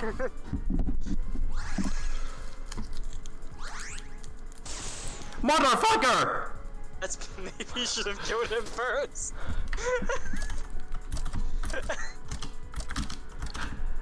And you said I should come. God damn it! You didn't listen. This uh-oh. Uh-oh. You do go first. I'm gonna heal. I'm scared. Mommy, I'm scared. Stop! Don't worry, Robin is immune to paralysis. I made that thing so he wouldn't get fucked. Thank you. I'm a good game dev. That is why you still get a key after a fight if someone is dead. Oh. This mod. It's stressful when you know the main target, eh? Die! Die! Nano Gear, son. Nano Gear, son. I like to imagine their chamber was a bunch of tiny little gears linked together. It probably that seems like a Gearian thing to do. Just die, please. I don't want to be here anymore.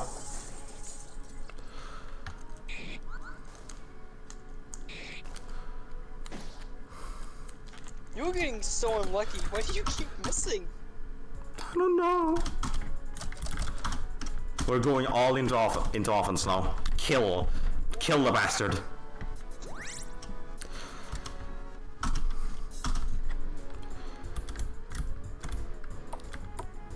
Well, you can still get the triple Gear Raider encounter here. Just to let you know.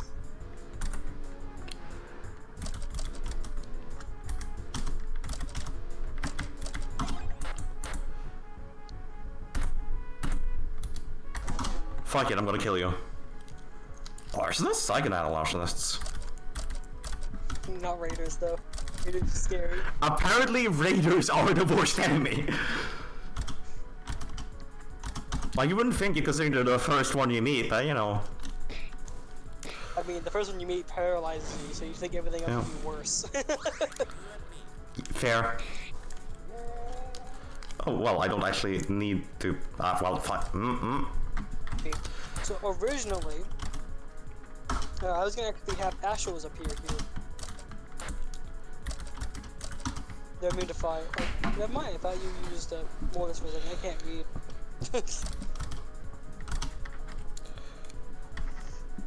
The Ashles were originally the reason why the forest was on fire. They abused them and took them over. But, Yeah. But we decided that to. was changed. We decided to go for adding a new Gearian instead. Yep, and that was a lot more fun of an idea. You should heal first. I should. Every time, like, before you do anything, check your health, my god.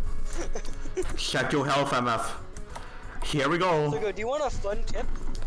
Sure. Okay, so, when the fight starts, support Robin immediately with Birdius, and have Robin attack something. Makes sense. Attack.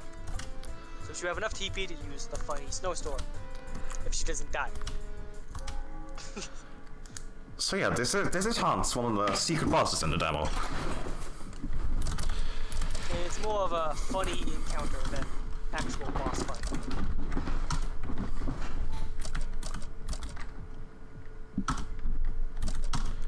As you can see, because it's the largest encounter Yeah. in the demo. Me and the homies.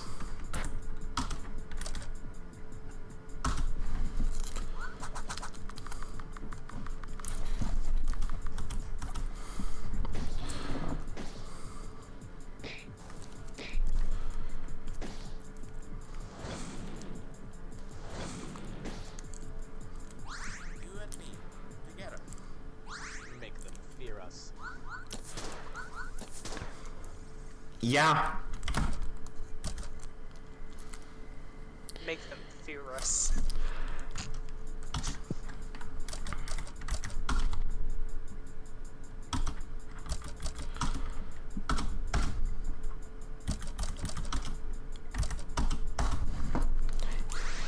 Make them Ferris. He Oh is god. dead. Darv! God damn it! Ah, thank god, okay. Alright, we got this now. Yeah. 3. Every time I see someone complain about this game, like the game's too hard, I'm like, dude, did you use all the tools at your disposal? Just... every time. I'm like, they... What? Huh? I have 10 Phoenix Rider. I mean, I also You have 10, and then you'll get more from this fight, I think. You should probably kill the soldier. Okay. Yeah, I had that in mind, don't worry. Okay. I'm kind of like spacing out because I've seen this fight so many times. Yeah. And it's always fun to see a different perspective on it. It's like, oh my god, there's so many of them. Or, oh, this is easy. You know? Nah, I'd win. You should use a mega potion. Well, I'm not using a mega potion, I guess. That it paid off somehow. I mean, that was a bad idea, by all means, but I mean, I fucking... You play with fire too much. You're like Kevin. So you go. Except it actually works in my case. Yeah, instead of stubbornly trying to kill 3 bushels with just burn. Constantly resurrecting each other because they have 2,000 mana.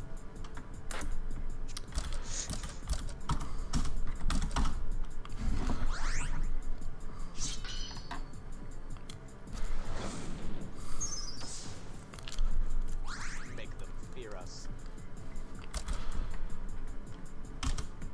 Are you trying to make him lose his MP? I just want to use Lantern of Darkness once. You have. Have I? Oh yeah, I have actually. You use it on the golem. True, I used it on the... I used it on the golem. Yeah, that... I just, you know, it's a cool... Oh, he's dead. Never mind. It is one of the coolest attacks in the game and one of the most powerful. Yeah, I love me some Lanterns of Darkness.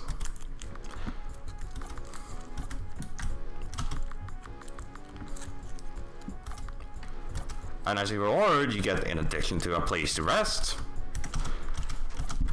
an elixir, an Omega Ether, and another Omega Ether. Yep, it is honestly very good to do it. I usually grind to get bulk first because that usually paralyzes half the entire enemy, the force of him. And then I usually just snowstorm the rest. Oh, Dust Devil. You do have to kill these, they're on your way. Yeah. I also just don't want to deal with this particular encounter because it's, you know, Triple Raider. Triple Raider. In fact, the Georgians were one of the first enemies designed for the game. Yeah. Not the first, but one of. And they were outside that base around all the other Georgians. And honestly, they're still some of the best looking enemy designs I've ever seen in a video game. Yeah, I love the Gagans. I'm very proud of them. Okay. It's consistently good. Mortis Bolt. So now you can do what the Georgians did to you. It's time to make them pay for what they did to me. Constantly paralyzing you. Like, huh? The trigger was in the middle. You were too far to the right. I hate it when that happens.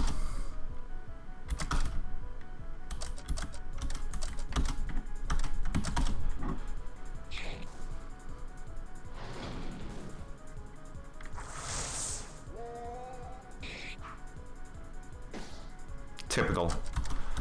Kill.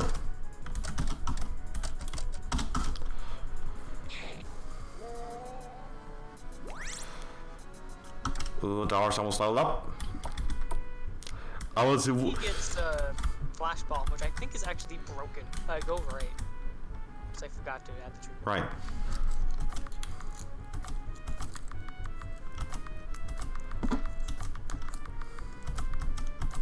So, if the player has noticed something, noticed, dude. I've noticed. Robin, like, blushes a lot when Mortis is around. Yeah. He's a massive simp for Mortis.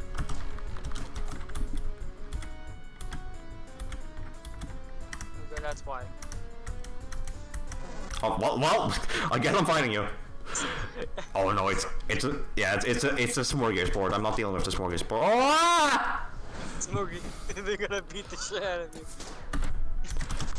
Let me out!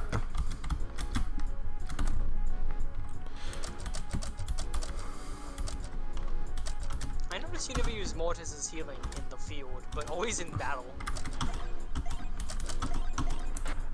As you said that, I was about to do so. I saw that, I was like, I feel bad for saying it now. Sure, I can take you. Nope! One raider, my day is ruined. Free Raider! No! And they're faster than half your party, it's a really good chance of escaping.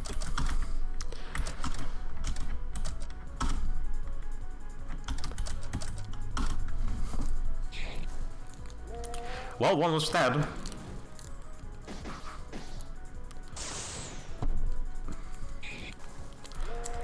Okay, it could have been a lot worse.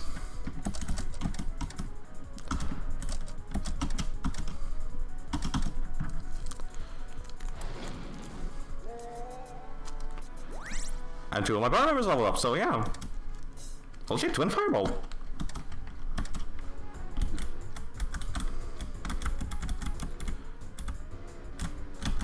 Oh fuck! Fire.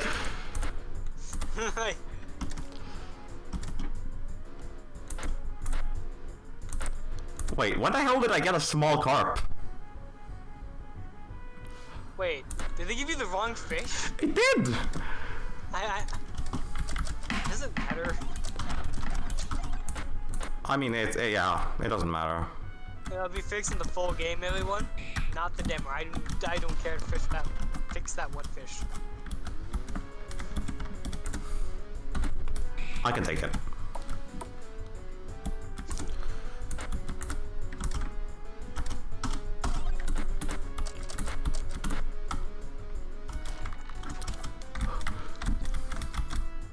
Well, wait, so Goat was the one who fully designed this place. I only designed the introduction, the peaceful part. Yep. So this entire thing was made by him, pretty much. All the cutscenes, all those story moments, I've been being simp, all of it. Yep. And well, we're about to reach the end of it.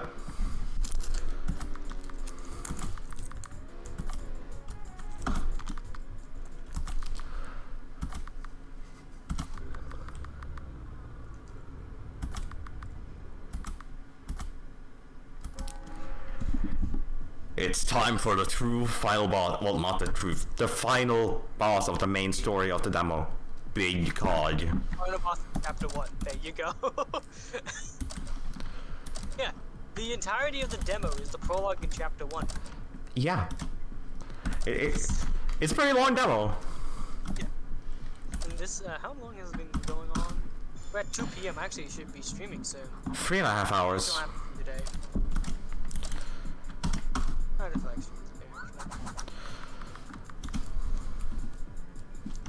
Ah, temperature insulated. Well. You still do a bit of damage. Yeah. And let's not forget, actually at this point, you could grind for sap if I'm not mistaken, and use sap effectively here. Well, yeah, that's true. You don't have sap. Also, the Gyukin Beast is not resistant to blindness. So if you grind it up again and got Flash Bomb, which you can do because it's level 20 for Darv, you could easily cheese this fight. Yeah. Or you use Lantern of Darkness, which I believe is also weak to silence, so you can silence it. Ow. Ow. Ouch. Yeah, that was maybe not the ideal idea, but, well, here we are. Life is pain.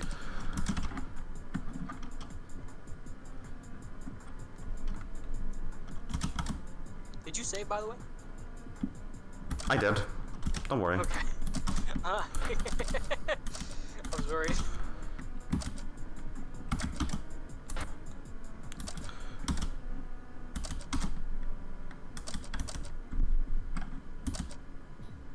If I could, I have the MP for it.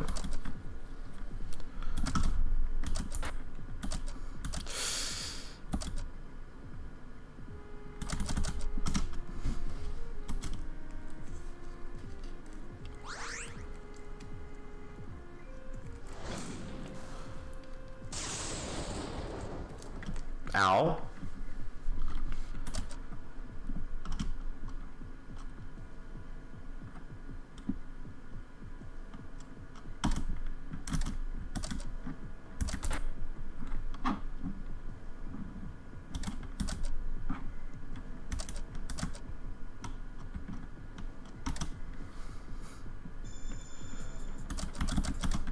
I'm not gonna take any chances.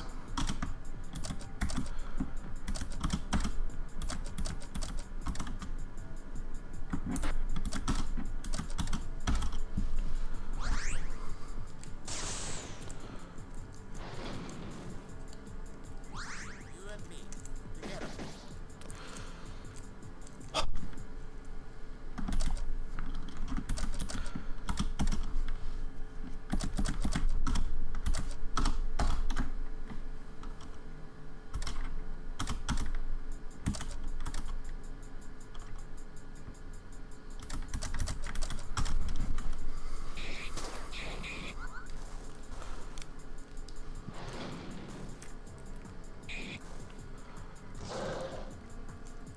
Fucking roar. That is the name of the skill he uses there. It's called fucking roar. Period. And that's exactly what it is. He roars. Does he know chat? I don't think he knows chat.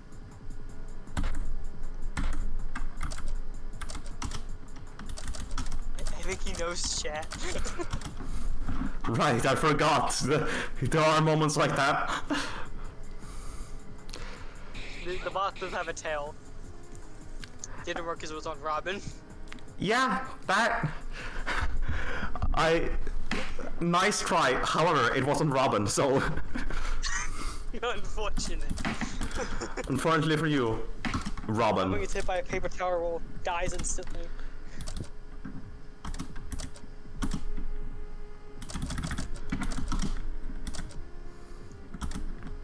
Like my luck, Robin is just gonna go down again.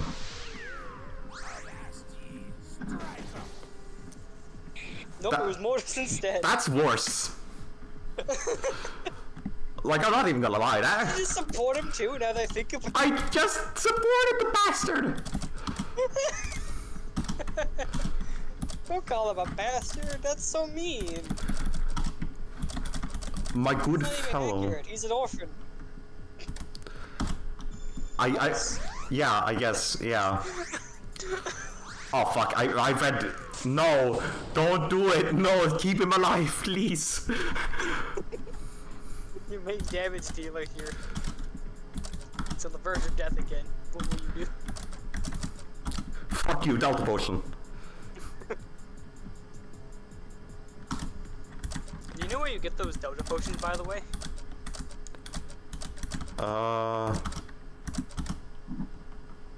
Did you just use a fucking... I thought you used a fish for a second. Because the fish do heal you. Fish. Fish!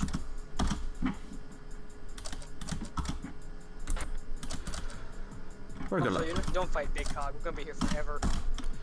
Yeah. We're gonna be here forever, unfortunately. I think we should just end it after Funny Dog. Yeah. Oh yeah, Big Cog was based on Big Dog from... What is that game called? Nuclear phone. Even from... Mind you, it was completely accidental. Oh, it was accidental? I have to put that on the accidental list.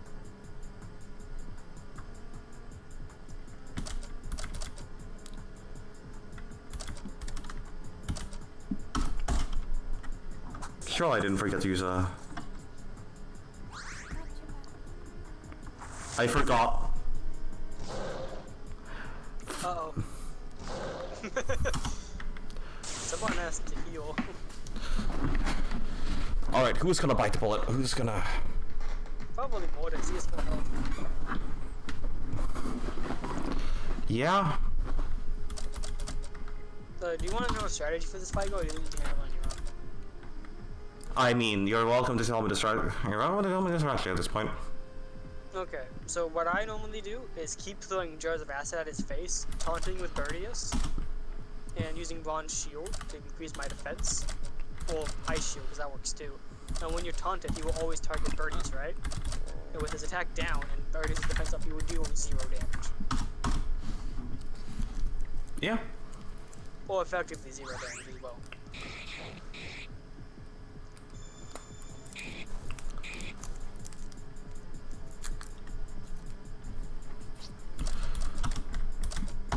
So yeah. So yeah, that's the strat. Made That is sense. the strat. And if you grind a bit more as well, you'll be able to get Healing Veil, or not Healing Veil, Defensive Veil, whatever it's called. Which would then give everyone defense against magic and only fail, right? Yeah. Which would give everyone defense boosts. Eee. I'm alive somehow. On the verge. There is not a single skill in the game that lowers magic attack, if I'm not mistaken. Besides Ultima, I think, but nothing will use Ultima in the demo. Yeah. Can Robin use Ultima? She's level 90 something. I think she learns it eventually. We check. Good luck finding a place to use it though. Yeah, it is completely useless for the demo. I mean, if you're at level 90 in a demo, that's meant to be like, oh, the max level is like 25, like intended. Well, first of all, impressive. Second of all, why? No, she cannot get Ultima in the demo. She can get Magic Magnet though in the demo.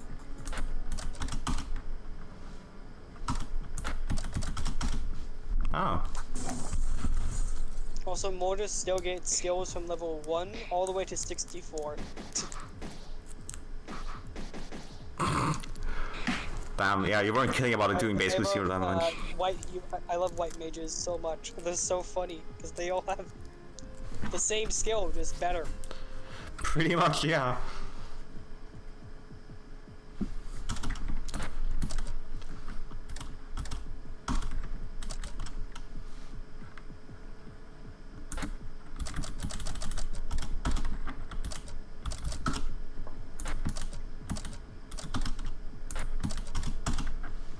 And also, if you notice, the Gyugians have their own battle theme, especially, and the bosses do too. Yeah. It's to help them further stand out from other groups of enemies, as their own separate faction. Which they are, yeah. I mean, that goes without saying, really. I mean, yeah, that's obvious, but like, Make them fear us. It's to it's make... meant to be more important than regular enemies. That's what I'm trying to say.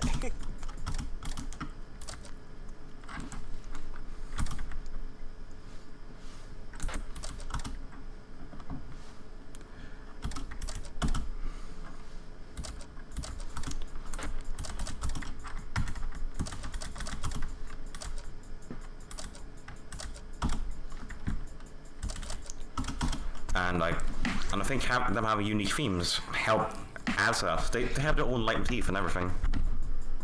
Yeah. Which was again from a funny coincidence.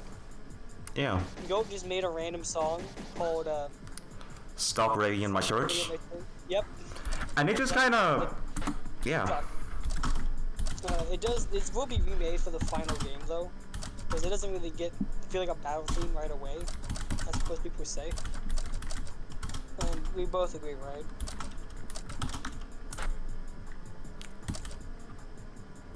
You know. It'll be used in the heart of the game, don't get me wrong.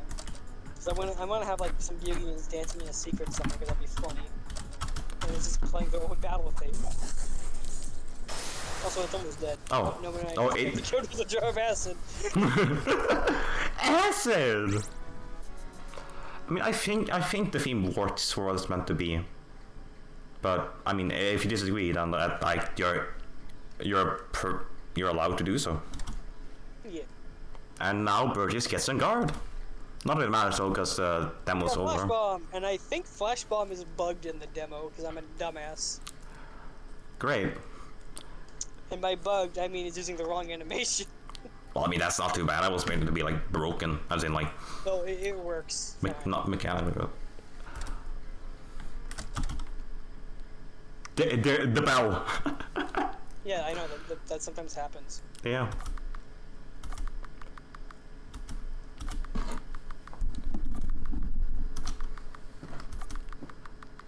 Also, more likely than you think. Was that a reference to that old fucking meme from 2017? Probably. PC Tech, more likely than you think. Yeah. Was it a reference to that? Honestly, it's become part of my vocabulary to a point where it probably is, but I don't recognize it as one. But yeah. So also, Mortal's having a very valid reasoning not to go back in. Yep. So. I get it. He's the deaf guy, come on. Yeah, it took me a moment. But yeah, that's Selfie Forest, and we're almost done with the demo. Just gotta Visit the one in the bed. Alright, true. Look, I'm silly, okay? I wanted to see the dialogue, but I mean, at this point, I want to be done. It's the same as before. Ah. Right. Go, go, go, go. Oh yeah, I have a bit of a story with her being in the bed. Oh, yeah. To get her on the bed. God, yeah. That... You weren't there for most of it ago, but I had to like fiddle with like scripting. Yeah, I heard, at least.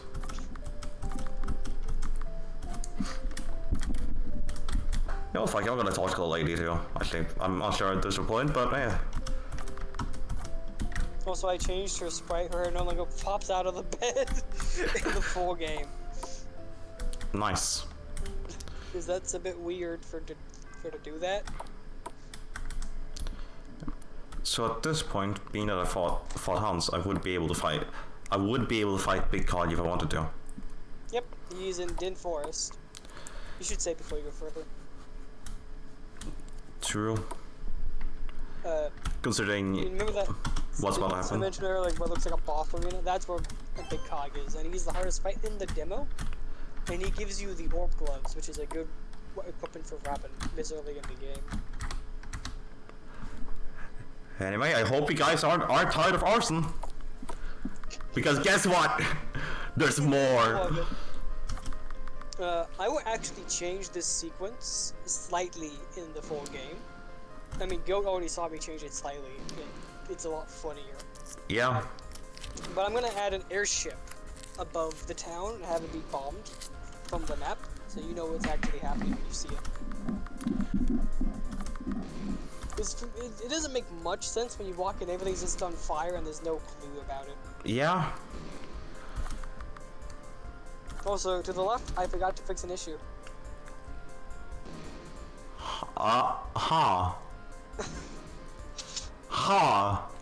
The door.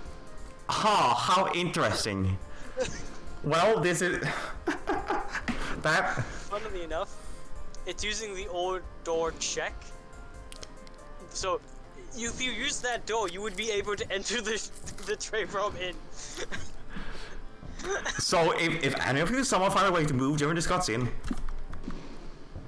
you can go the old trade realm in. And I think it will cause a crash. Probably. And also, the Palamedes Inn was where Ari was supposed to be. Originally. Before Yeah. he was moved it in. Oh, there's the touch with everyone there. Yep, the whole gang. Except for the Carrion. the Georgian again. It looks like he's fucking hanging, dead. So that's why he's not there. Ah. Every time, like, he looks like he's like hanging himself. I felt like that never met the tone of the game, even though I know it's just him powered down, hanging off the chain. You're really insistent that the guy is hanging. I mean, he is. I mean, yeah, he's hanging, but he's not hanged, as in like on the gallows. You're really He's insistent. not dead. He's just off. He's not dead. He's just sleeping. Yeah, literally, unironically. For real. But yeah, as the game progresses, by the way, each part member will be added to the title screen, and eventually, for the full game, more and more characters will be added to the title screen as well. Yep. And costumes will also update as characters change appearance. Robin, for example, in the section after the attack, she actually changes her clothes. Yep. You know, disguise doesn't really work anymore, so she just spurs her clothes, which you will see in the full game in Chapter 2. Whenever that comes out. Look out for that. Yep. It'll be a while probably, but Oh yeah, also, the book she's reading says, looking respectfully in German and Latin. She's yeah. looking at Mortis' ass again. Yeah, she I think goes without saying, like, she yeah. He's down bad. She's down bad. Positive down bad. She's at some point she's not even looking respectfully anymore. She's looking rudely. But that is the demo. We hope you enjoyed this dev commentary with me, Bootstrap364, and Goat North. That's me. We worked really hard on this, and we're gonna keep working hard on it until it is done. Yeah. We don't know when it will be done. Like we have our ideas. It's done. Yeah, it's done when it's done. Like our current goal is sometime in 2026, but we don't know if we'll make it, so It is very possible, given how fast we can work on the game, from what we learned and what we gain and what we understand at this point. yeah. Half of Chapter 2 is already finished in terms of story outline, gameplay-wise as well. It's just missing artwork. And when I really hunker down and get going, I can plump out artwork pretty quickly. So, most of the demo was done at the start of August, in terms of like gameplay and story. But we had no artwork. Goat took the time every day to make every attack animation, every parallax, fix up some enemy sprites, all in 1 month.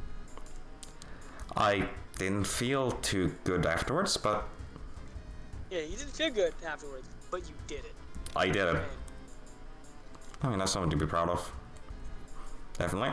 and given that we have an additional year, at minimum, like, it's gonna be done. It won't take us 5 years like Boy did. That's Yeah. darn certain. We're I don't know not. why that game had such a long dev time, but from 2017 to 2020? No, to 20... Ooh. Was it 2017, actually? I think it was. When the hell did the war start the World One? I don't know. It was after Endroll. I know. Wait, no. It was. No. It was 2014, actually. And when did Omori start develop? 2014. Yeah. Okay. So it took him 6 years to make Omori, and I Yeah. don't know why. Come on. Let's not throw too much shade at other RPG Maker I devs don't now. throw shit. I'm just. I know they scrapped a lot of shit, so that might be why it took them so long. But for us, I don't know what I'm going to scrap. I'm not going to scrap much from the story, other than maybe an encounter or two. Not story details. All of that's already been planned out from start to finish. Mostly. Yeah.